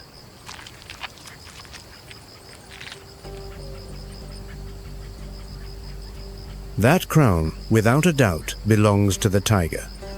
And of all the existing subspecies, the Bengal tiger is the strongest and most numerous.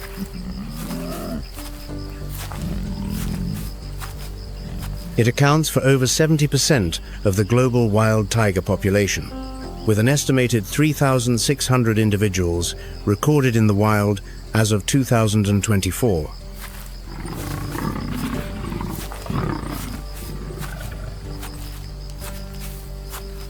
Up to 10 feet long, including the tail, and weighing over 485 pounds in a mature male, the Bengal tiger is a living icon.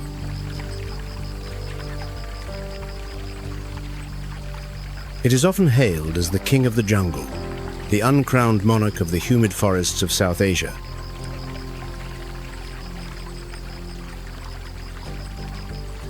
And sometimes that throne is challenged by a creature that appears shaggy, slow, and even a bit clumsy, the sloth bear.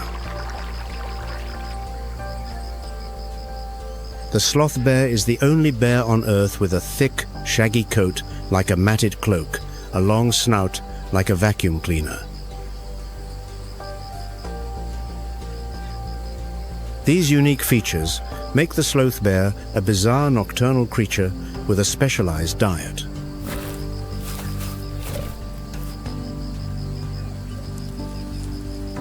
They feed mainly on termites and ants, capable of creating a powerful suction with their hollowed palate.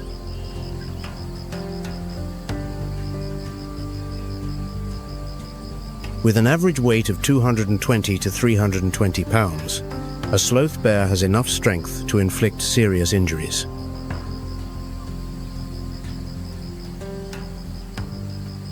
The year 2024 marked a historic turning point. For the first time in decades, jaguars have officially been reintroduced.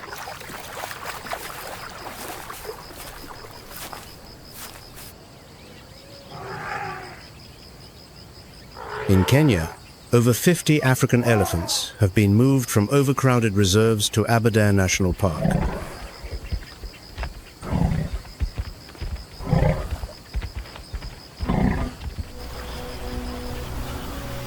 Meanwhile, in the United States, the species survival plan reported a population of 569 California condors.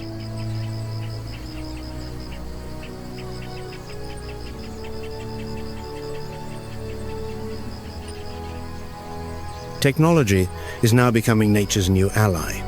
AI does not just recognize a leopard by its spots.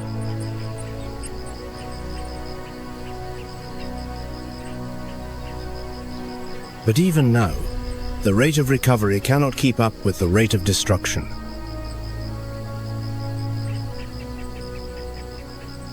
And that is why nature, with all its silent determination, is speaking to us in the clearest language possible. We are not outsiders in this fight. Every felled forest, every polluted river,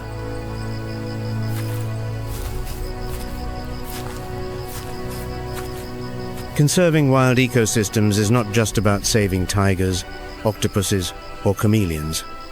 It is about preserving the balance.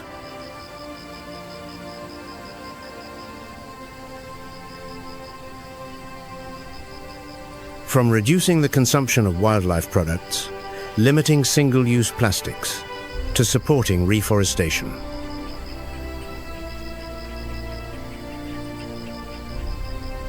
Protecting nature is not a luxury. It is a shared responsibility.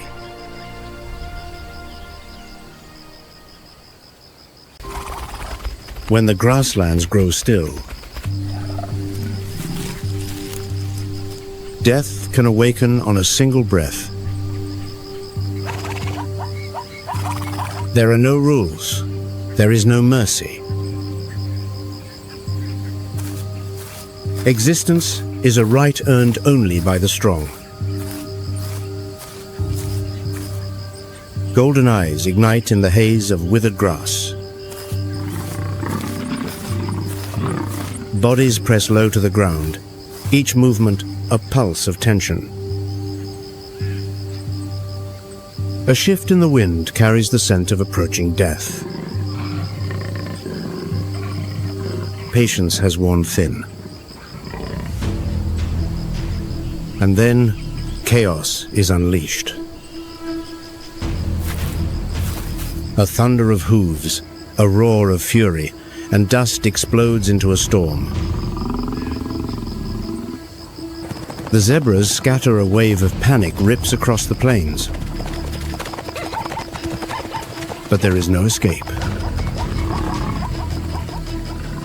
Jaws clamp down, talons dig deep. In this world, hesitation is fatal. Life and death are separated by a single breath. Life fights back, held fast in the hunter's grip. Silence descends once more. The pride savors its prize, a victory earned with sweat and blood. Sunlight catches the fallen stripes. It is nature's cruel ritual, played out for eternity. But the hunter is not always the ruler.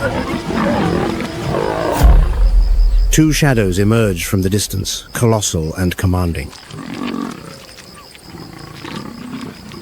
The true kings have arrived, the male lions. They do not need to hunt. They simply appear. A single roar, and the spoils of the hunt are surrendered. The lionesses fall back, their eyes vacant and still. Justice has no meaning here, only survival.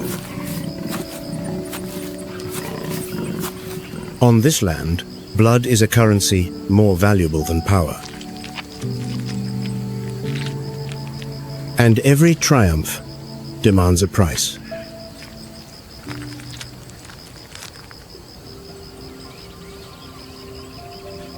A legacy was forged from the crucible of history in the arid lands of northeastern South Africa. In 1926, Kruger National Park was officially created. Its story, however, began in 1898, when the Sabi Game Reserve was first protected under the advocacy of Paul Kruger. These wildlands have, for over a century, been united into one unbroken conservation ecosystem covering 7,576 square miles.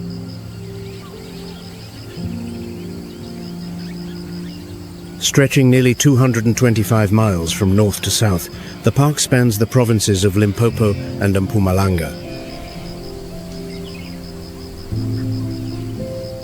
Rivers, like the Sabi and Letaba, have sculpted the landscape, carving out deep valleys and dramatic gorges.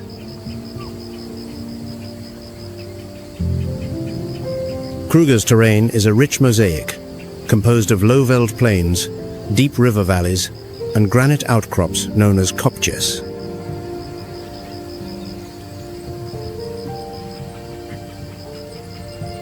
Life here is an intricate and ancient tapestry.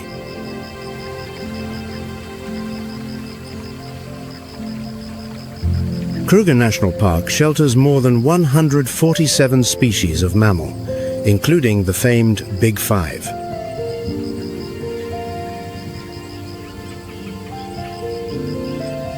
Its canopies and waterways are home to over 500 species of birds.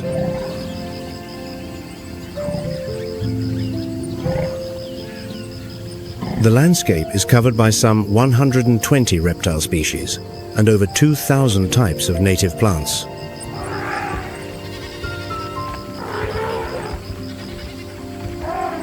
But this incredible diversity becomes a liability with the coming of the dry season.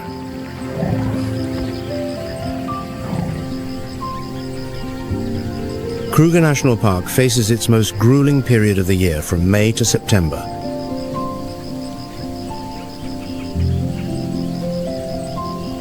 The land grows barren, grass fades to yellow, and leafless trees expose a stark, open landscape.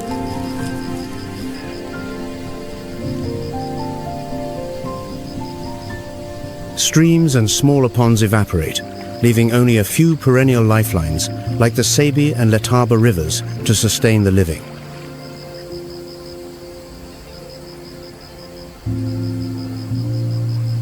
The terrain becomes unforgiving, but in doing so, it reveals the relentless rhythm of survival.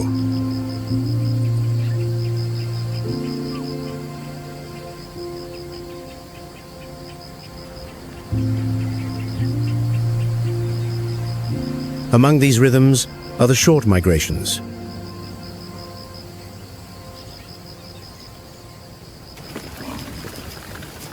Herds carve their own paths across the land, seeking fresh grazing and the last traces of water.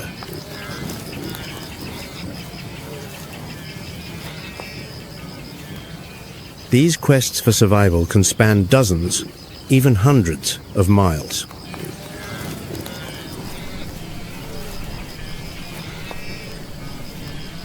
And at the head of this great migratory column are pilgrims whose endurance seems endless.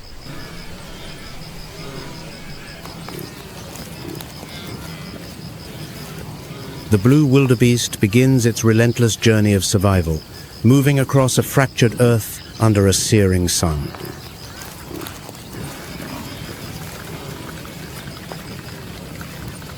They are the trailblazers, undertaking a migration of hundreds of miles in search of green grass and the last of the waterholes.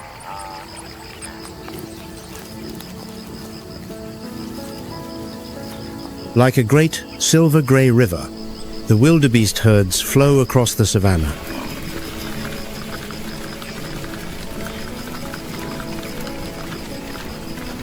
A mature blue wildebeest can weigh as much as 550 pounds.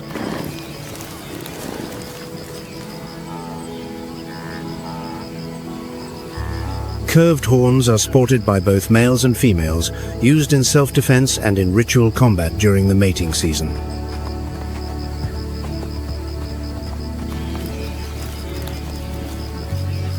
Short grasses are the lifeblood of the wildebeest. Their nutritional value plummets as the vegetation dries, forcing the herds to keep moving.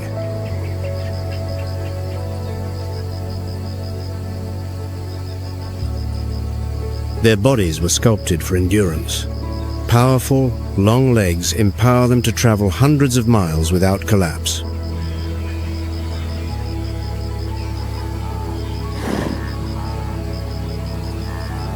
Their stomachs and livers are uniquely adapted to process dry, low-nutrient grass with an efficiency few other herbivores can match.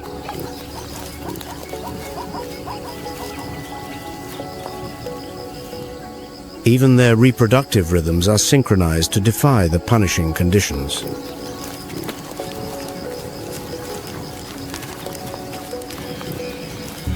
Mating is timed to the end of the wet season, which guarantees that calves will be born just as the next rains begin.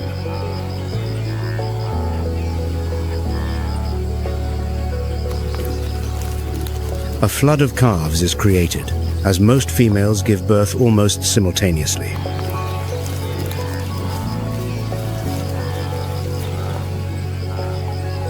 This strategy, known as predator swamping, simply overwhelms the hunters.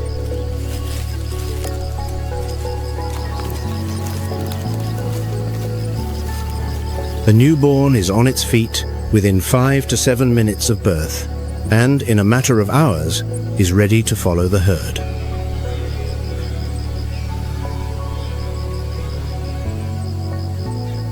But no journey is without peril, especially when lions are stalking the last of the waterholes.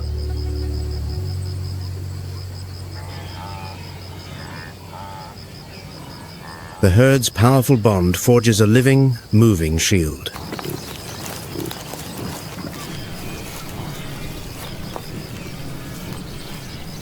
Man-made fences, however, have severed ancient migration routes, demanding greater energy and exposing the herds to new dangers.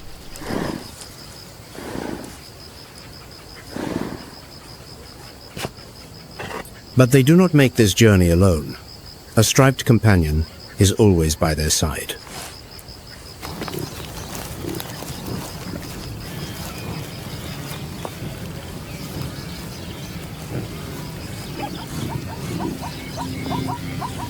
The plains zebra joins the wildebeest in this pilgrimage of survival.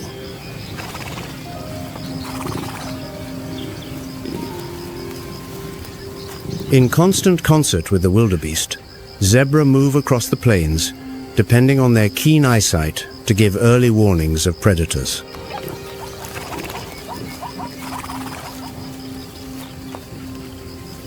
The wildebeest, in exchange, offer the zebra safety in numbers on the exposed plains.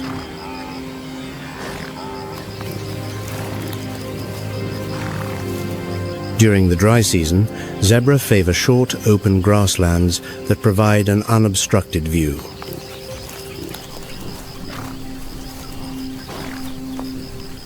To satisfy their energy demands, they must graze almost constantly, dedicating up to 70 or 80% of their day to foraging.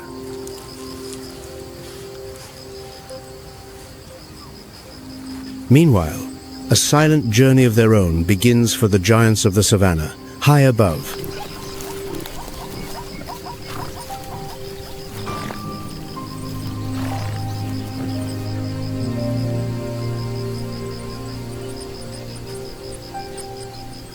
Kruger's southern giraffes do not undertake migrations on a massive scale, but they make subtle, crucial changes to their behavior.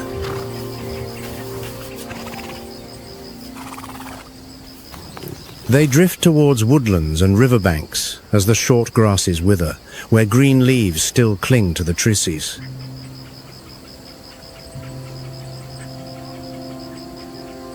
Their necks, over 6.5 feet long, give them a total height of over 18 feet, allowing them to browse the high canopy with ease.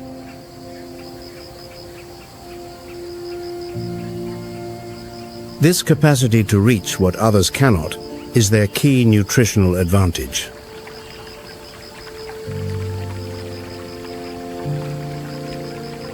They can survive for days without drinking, drawing sufficient moisture from the leaves they consume.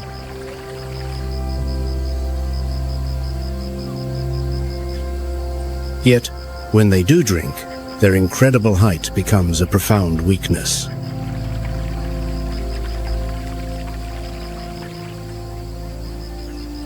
They must either kneel or splay their forelegs wide to lower their heads, an awkward pose that severely restricts their vision.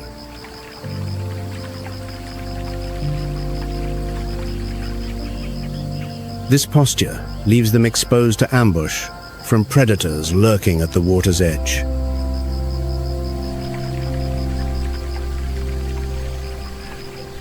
This vulnerability is offset by their immense vigilance. Before committing to drink, they will often pause to scan their surroundings.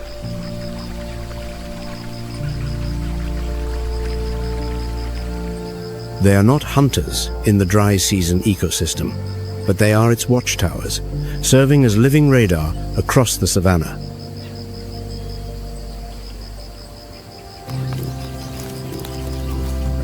But even vigilance from above is no match for the absolute power that commands the ground.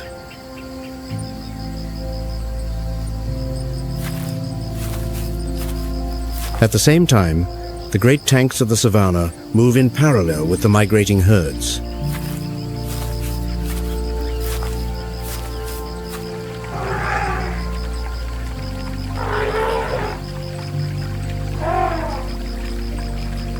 In Kruger National Park, the African elephant is a symbol of untamed power.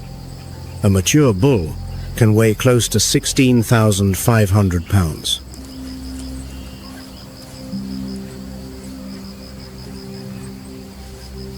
In a single day during the dry season, an elephant will consume up to 300 pounds of roots, grasses, fruits, and bark.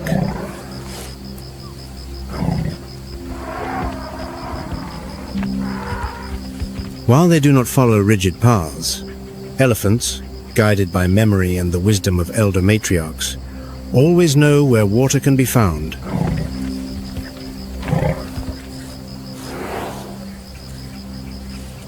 Elephants will use their tusks to dig for subterranean water sources when the ponds have turned to dust.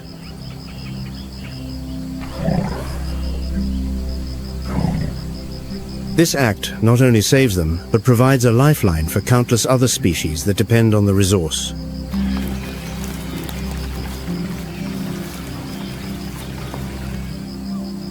Elephants must expand their home ranges during the dry season to find scarce resources.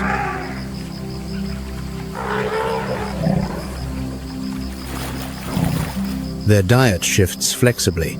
They move from grazing on grass in the wet season to a preference for browsing woody plants in the dry months.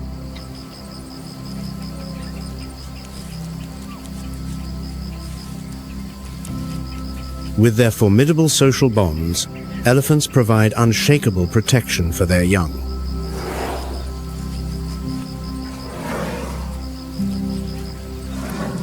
The females will instantly form a defensive ring around a calf at the first sign of a threat.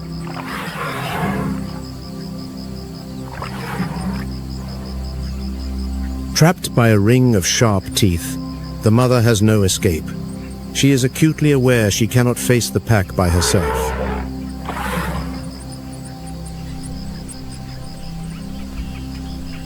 But a primal power awakens as she gazes into the innocent eyes of the calf cowering behind her.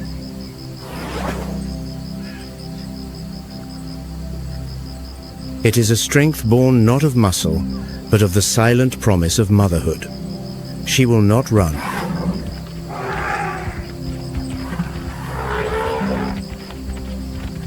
She will become the last line of defense, a living fortress built to defend the life she brought into this world.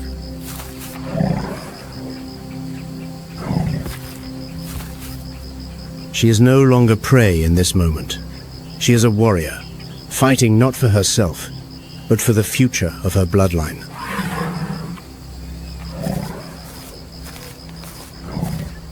In the dry season, the ecological influence of elephants is immense. They are engineers of the ecosystem.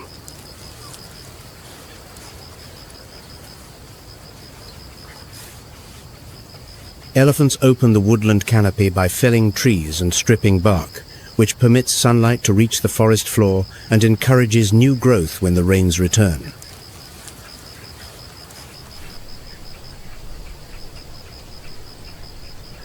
And smaller lives, with quiet cunning, find their own methods of survival in the shadow of these giants.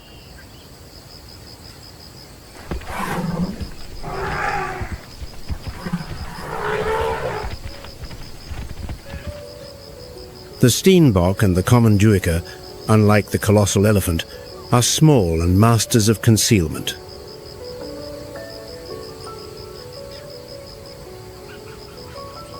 Standing only 18 to 21 inches tall, the steenbok weighs between 20 and 29 pounds.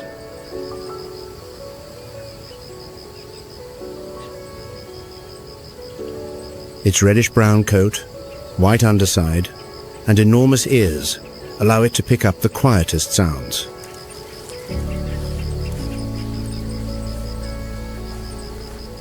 The common duiker is built stockier and is slightly larger, with powerful hind legs designed for explosive escapes.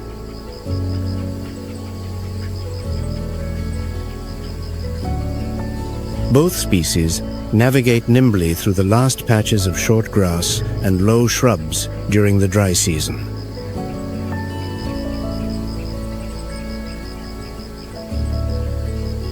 They tend to forage at dawn and dusk, when the shadows are long and the air is cooler.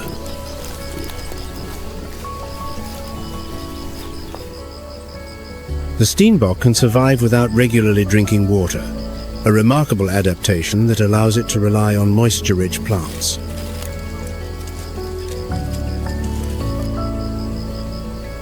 The duiker, by contrast, depends more on its speed and its ability to hide when danger approaches.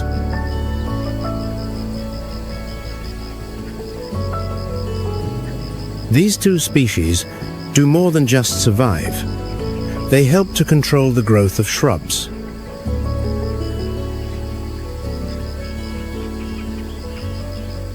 They are also a preferred meal for leopards, hyenas, and martial eagles, forming a vital link between multiple levels of the dry season food web.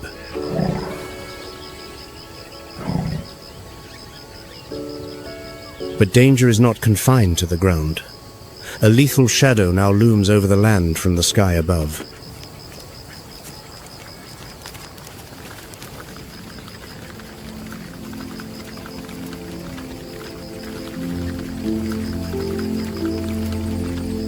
The martial eagle spreads its wings high above, its gaze sweeping across the land below.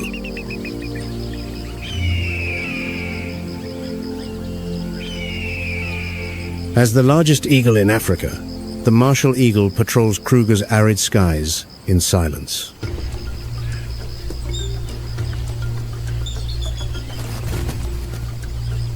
It can spot small prey from several hundred yards away, with eyesight 3 to 4 times more powerful than a human's.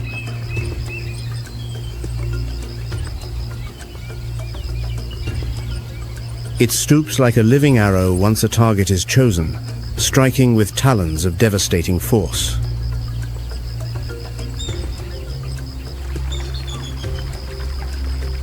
The dry season forces smaller animals to emerge more often in search of water, which presents ideal hunting conditions for the eagle.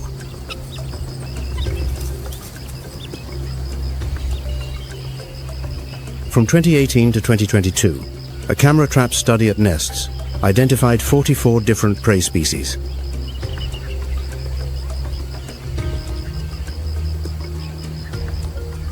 The diet was composed mainly of monitor lizards and helmeted guinea fowl. Martial eagles showed a preference for feeding reptiles over birds to their young as temperatures climbed.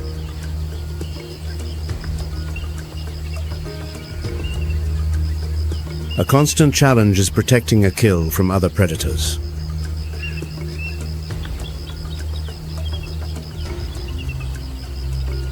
The martial eagle has to be swift before lions or hyenas are drawn to the scene.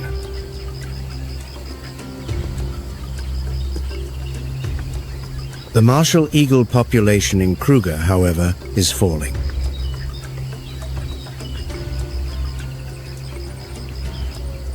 A decline of approximately 56% compared to earlier surveys has been reported by research from the African Bird Club.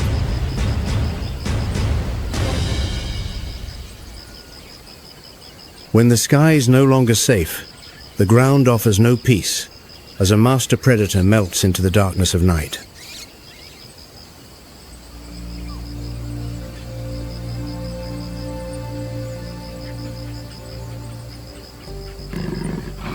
Another solitary and adaptable hunter, the leopard, waits in the concealment of a tree, shrouded in silence.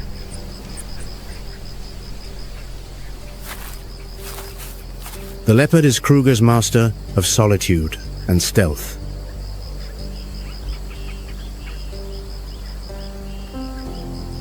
It uses the shade of riverine forests and the thickets near dry riverbeds to launch its ambushes during the dry season.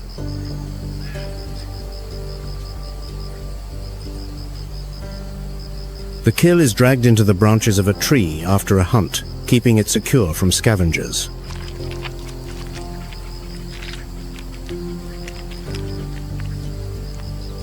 A leopard can haul a carcass weighing twice its own body weight into the canopy.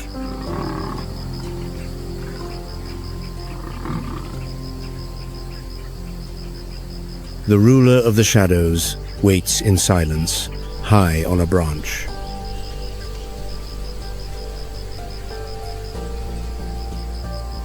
The leopard requires neither the velocity of a cheetah nor the collective power of a lion pride.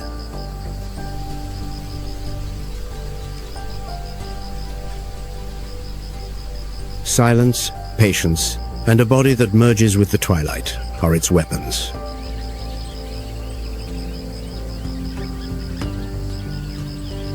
Its prey, far below, remains oblivious to the death that looms just overhead.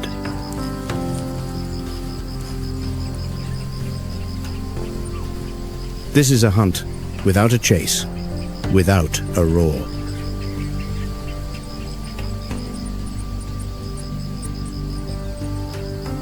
It is a battle of wits, a high-stakes game between predator and prey, where the rustle of a leaf or a whisper of wind could signal the end.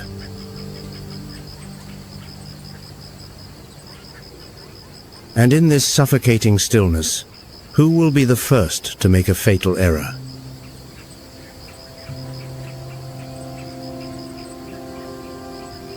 The leopard is most dangerous at dawn or dusk, when small animals emerge from their shelters to seek water.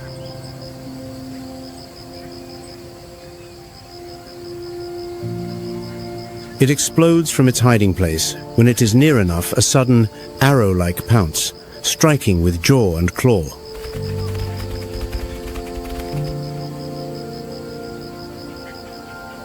Spotted hyenas frequently appear after a leopard has made a kill, hoping to steal the carcass.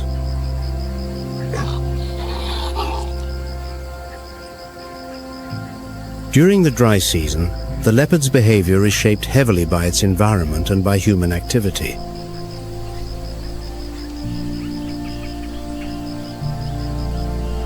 Leopards hunt less on bright, moonlit nights when prey are more vigilant. They have greater success on darker nights.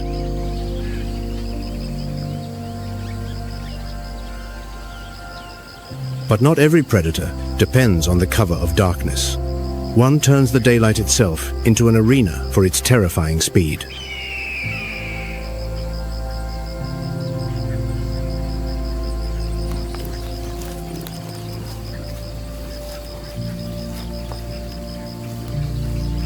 Another large cat, also a solitary hunter with a spotted coat like the leopard, comes with a different name, the cheetah.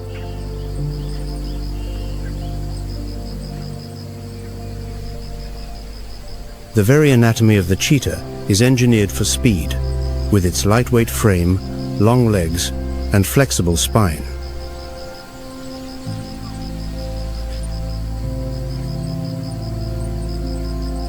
But the cheetah pays a steep price for its famed ability to reach explosive speeds of 68 to 75 miles per hour.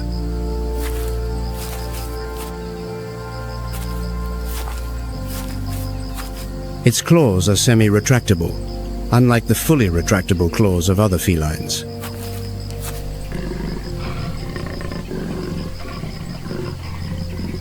They are harder and constantly exposed, acting like cleats to maximize traction with each stride.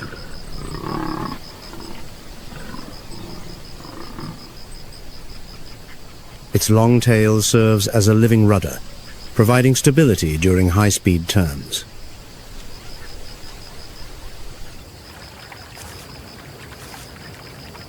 They hunt at dawn or dusk, using the low grass and sparse bushes as cover.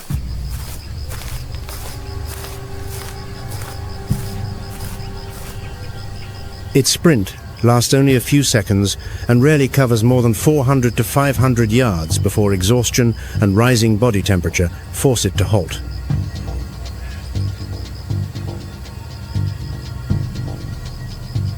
After a successful hunt, it must eat quickly, as its kill is extremely vulnerable to being stolen.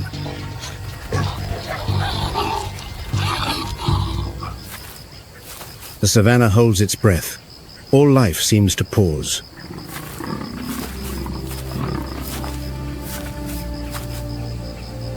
This is not a chase for the cheetah. It is a gamble with life and death, all decided in a few fleeting seconds.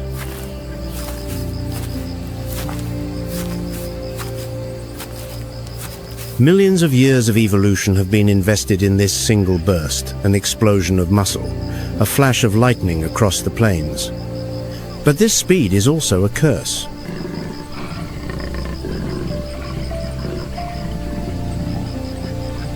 Precious energy is burned with every stride. Every second pushes its body closer to collapse. Failure is more than just a lost meal.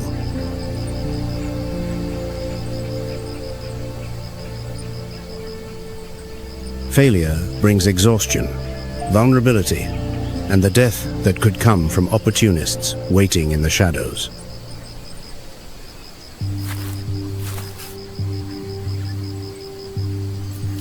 And now, the fate of both hunter and hunted will be settled on that razor's edge.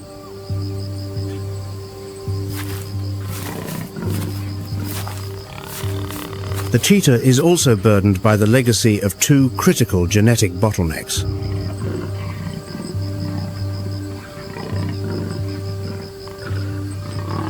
The first happened around 100,000 years ago, and a second occurred at the end of the last ice age, about 12,000 years ago.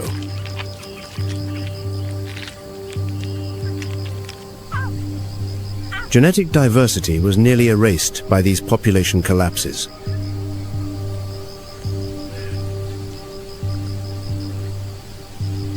As a result, modern cheetahs possess extremely low genetic variation, leaving them susceptible to disease, prone to stress, and incredibly sensitive to environmental shifts.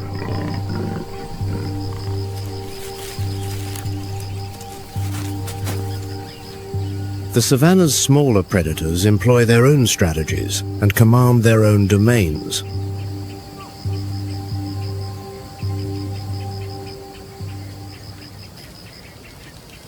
And just beneath the arid surface, a sudden death can be dealt with a single, silent, and venomous strike.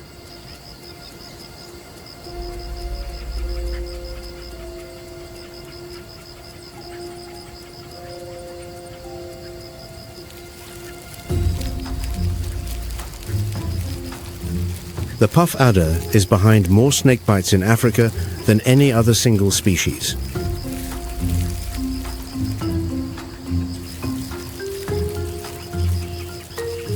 It lies motionless on footpaths or in Kruger's dry grass, its camouflage superb.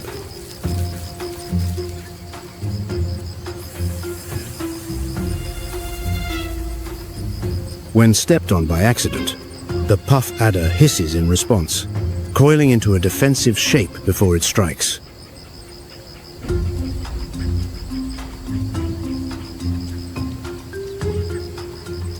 Its venom is mainly cytotoxic, which, if untreated, causes extreme swelling and tissue destruction.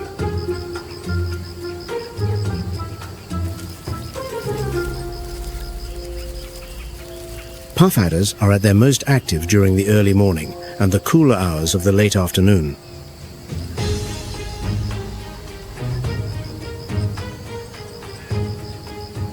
They are ambush predators, waiting for small mammals, birds, or lizards to wander past before striking with astonishing speed.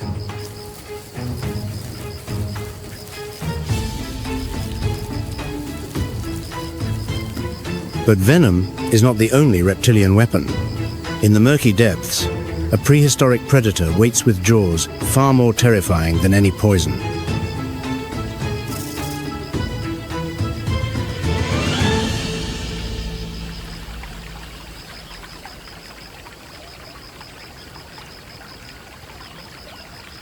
Kruger National Park is celebrated as a kingdom of reptiles, and the Nile crocodile cannot be ignored.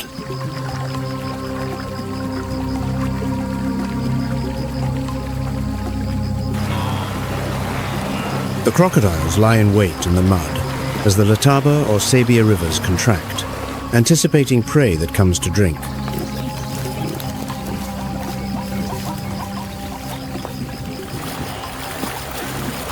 A single snap is all it takes to drag a wildebeest into the water, with no chance of escape.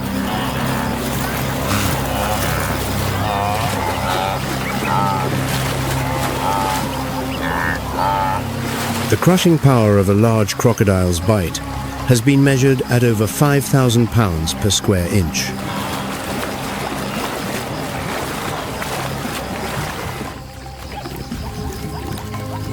As the river levels fall, crocodiles become nearly immobile during the day to conserve their energy.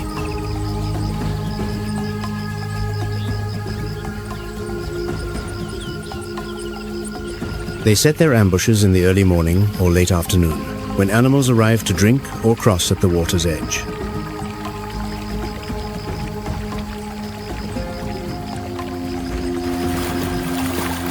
Fish are their primary diet, but crocodiles will seize the opportunity when the water recedes, and mammals are forced to come closer.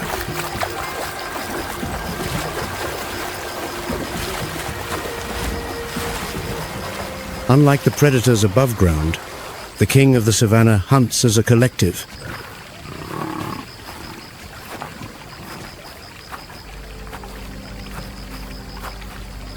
That unity gives them the confidence to take on even other predators, like the Nile crocodile.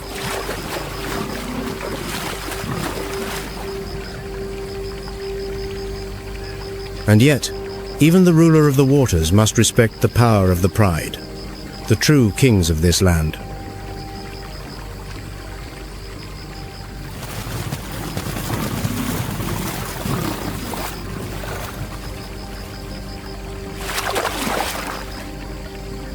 The lion pride senses a change in the air as the sun dips below the savannah's horizon.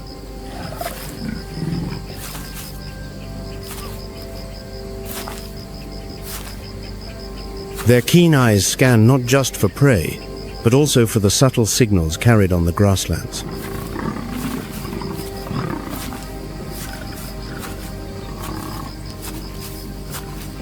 The male, with his muscular body, is defined by a magnificent golden mane.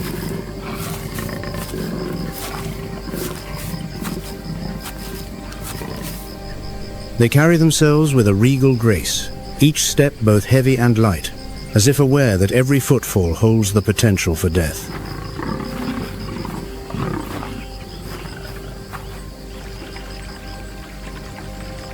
Their attention is captured by a movement in the water.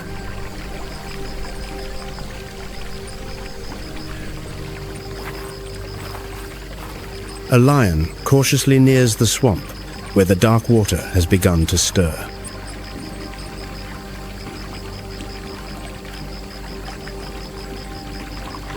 A half-seen figure is drifting slowly closer. Only its head and crimson eyes break the surface.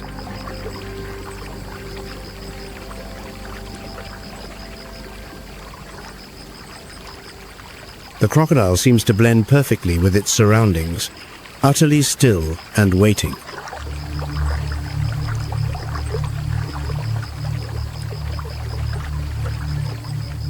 The lions hold their ground, their gaze locked on their target, and the air itself grows heavy.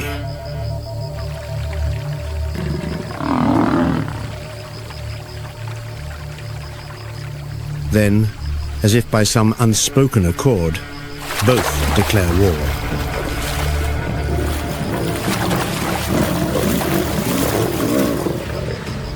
Neither predator will yield. The two rulers trade lethal blows.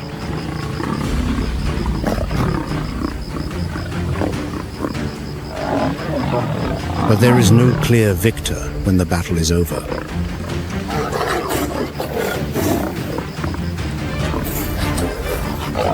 Both the lion and the crocodile carry deep wounds, the signs of an uncompromising war.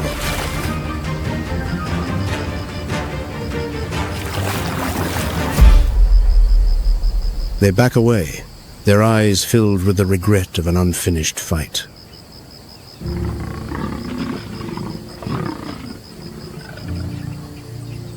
Both know that victory in this world is rarely absolute.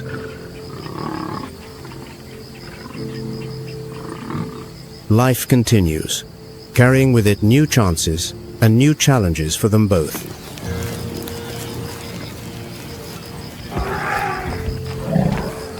No one can rest for long in the wild, because the struggle to survive is eternal.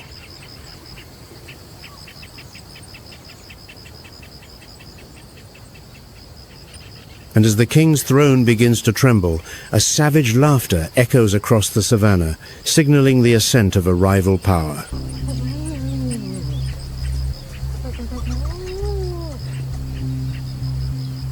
In the lion's predatory domain, the spotted hyena is one of the main contenders.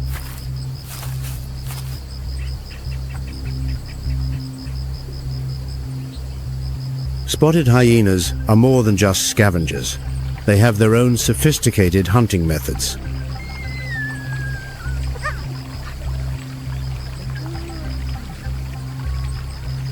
They conduct nocturnal hunts, running their prey to the point of collapse before their powerful jaws tear it apart.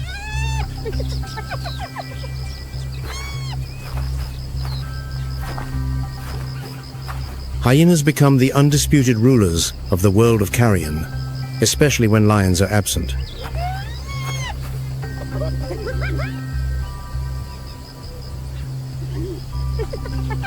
They exist in a matriarchal society, where females are the clan leaders and have first access to food.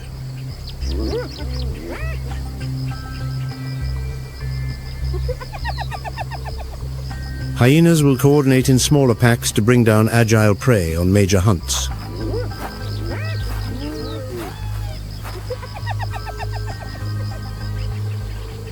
When facing lions, hyenas will withdraw if they are outnumbered, but they will boldly challenge for a kill if their numbers are greater.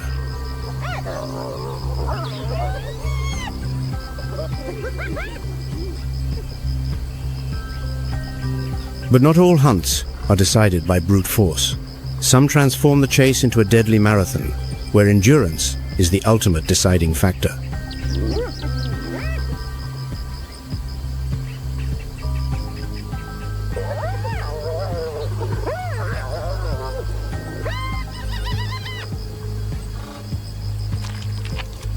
Pack unity is the key to the African wild dog's survival, just as it is for lions and hyenas.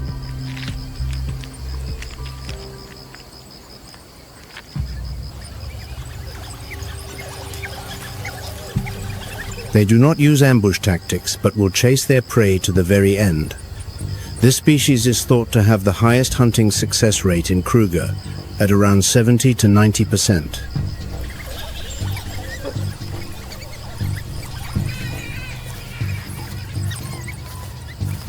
Their society is also matriarchal, with a dominant female in the leadership position.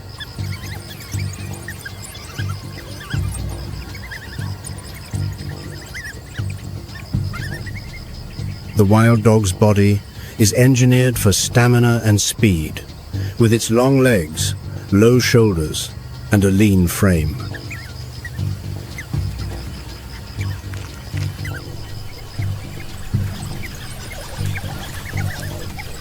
Large, rounded ears help them to dissipate heat, while their white-tipped tail serves as a visual flag for other pack members.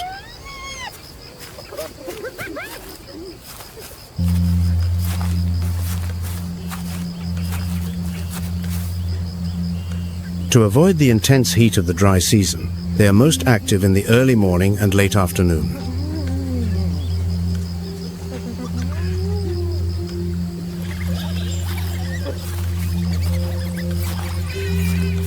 Their hunting technique is based entirely on endurance.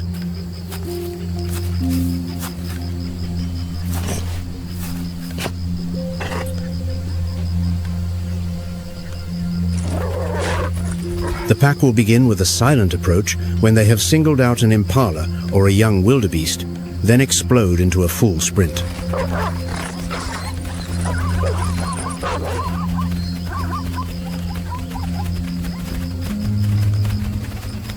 They close in as the prey is weakened by thirst, distance, or exhaustion.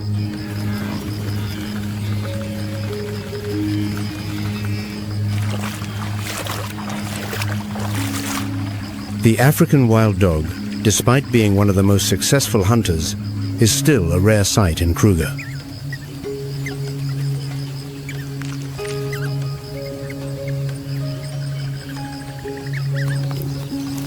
They need vast territories, which frequently brings them into conflict with humans along the park's boundaries.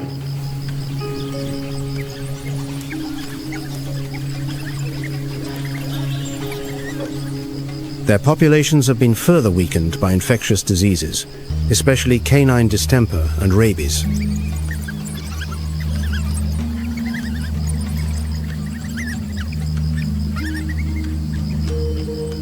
And after every brutal conflict, when the silence returns, the sky reveals the cleaners, the final witnesses to the end of every life.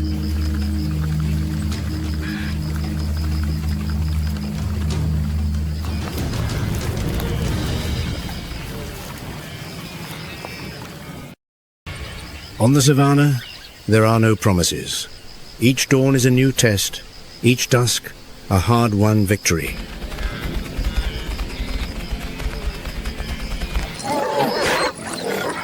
It is a realm where the circle of life never ceases, where each species must carve its own path to endure.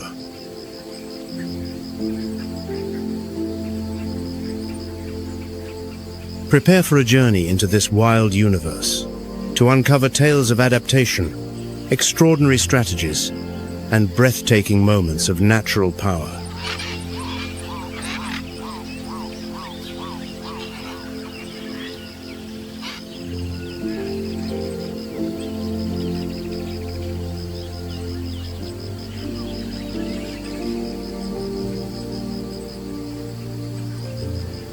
The dawn begins to stain the grasslands in hues of gold and bronze. A faint chill from the night still clings to the air, but soon the sun will command the horizon.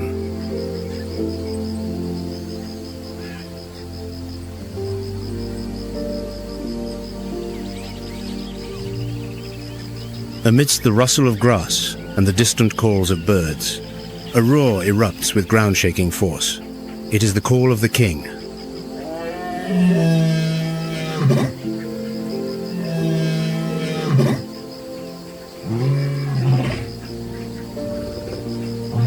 A fully grown male lion appears in a clearing, his thick, dark mane glinting in the sunlight.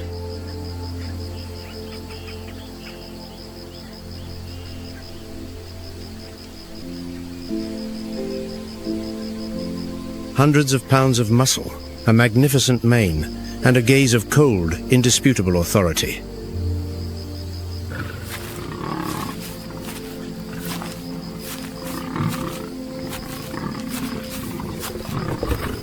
Do you think it is easy to be king? Look deeper into the eyes of this lord of the savannah.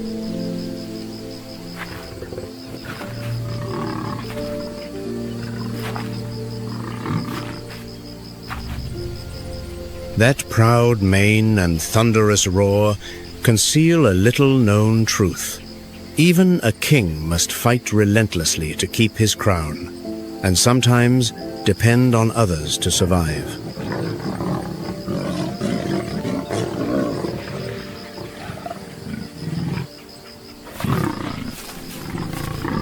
Standing nearly 4 feet at the shoulder and weighing close to 420 pounds, he is a formidable giant.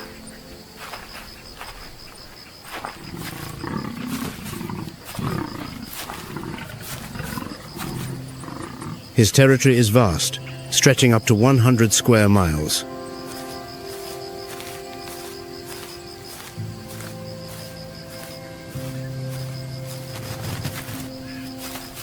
Here, every tree, waterhole, and rock bears his scent, marked with urine and deep claw gashes.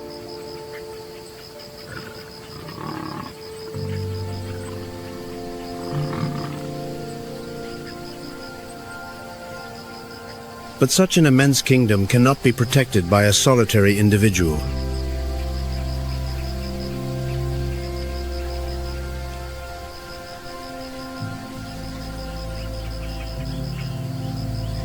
Contrary to popular belief, it is not the male who provides for the pride. That role belongs to the lionesses, the true strategists of survival.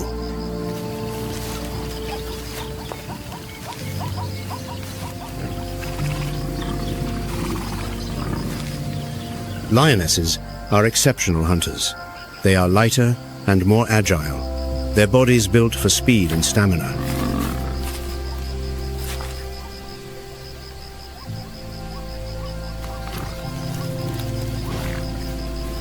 When hunger strikes, they move out in silence, their keen eyes scanning the plains. A herd of zebra is grazing placidly just a short distance away.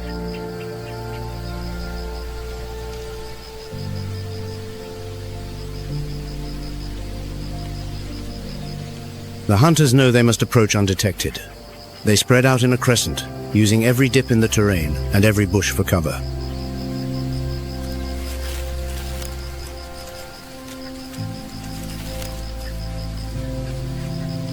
The wait is agonizingly long. Minutes stretch into hours as they watch, calculate, and patiently bide their time.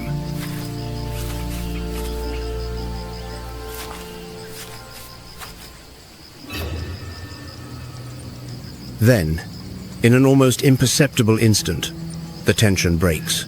The lionesses surge forward, reaching an astonishing speed.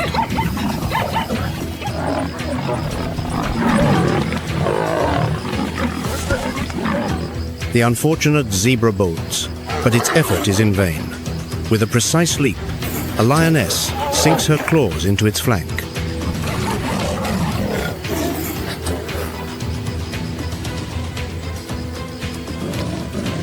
The pride finally has its meal, but on the savannah, even success can be fleeting.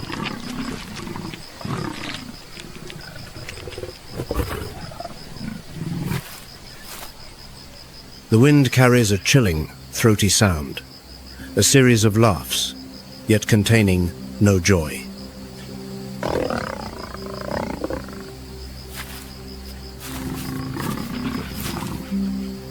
Within a lion pride, the bond is not just strength, but something sacred, family.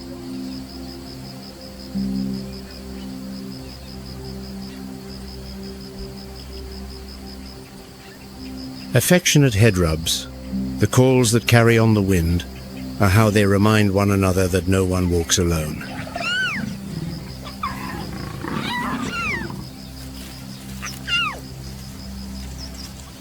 The cubs find safety in their mother's embrace, and the females rely on each other during the arduous hunts.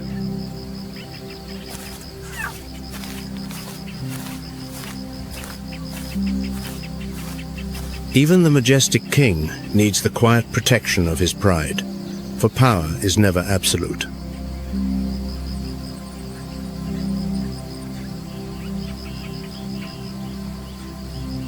On a savannah fraught with peril, unity becomes a shield, more resilient than any fang or claw.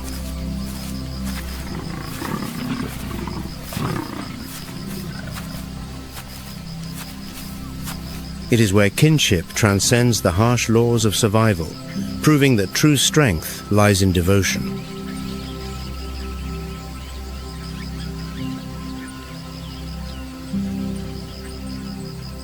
And so it is with us.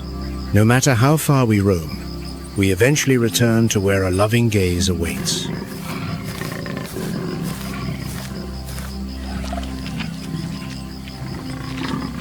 Family, be it of humans or of lions, remains the most enduring kingdom, one no enemy can conquer.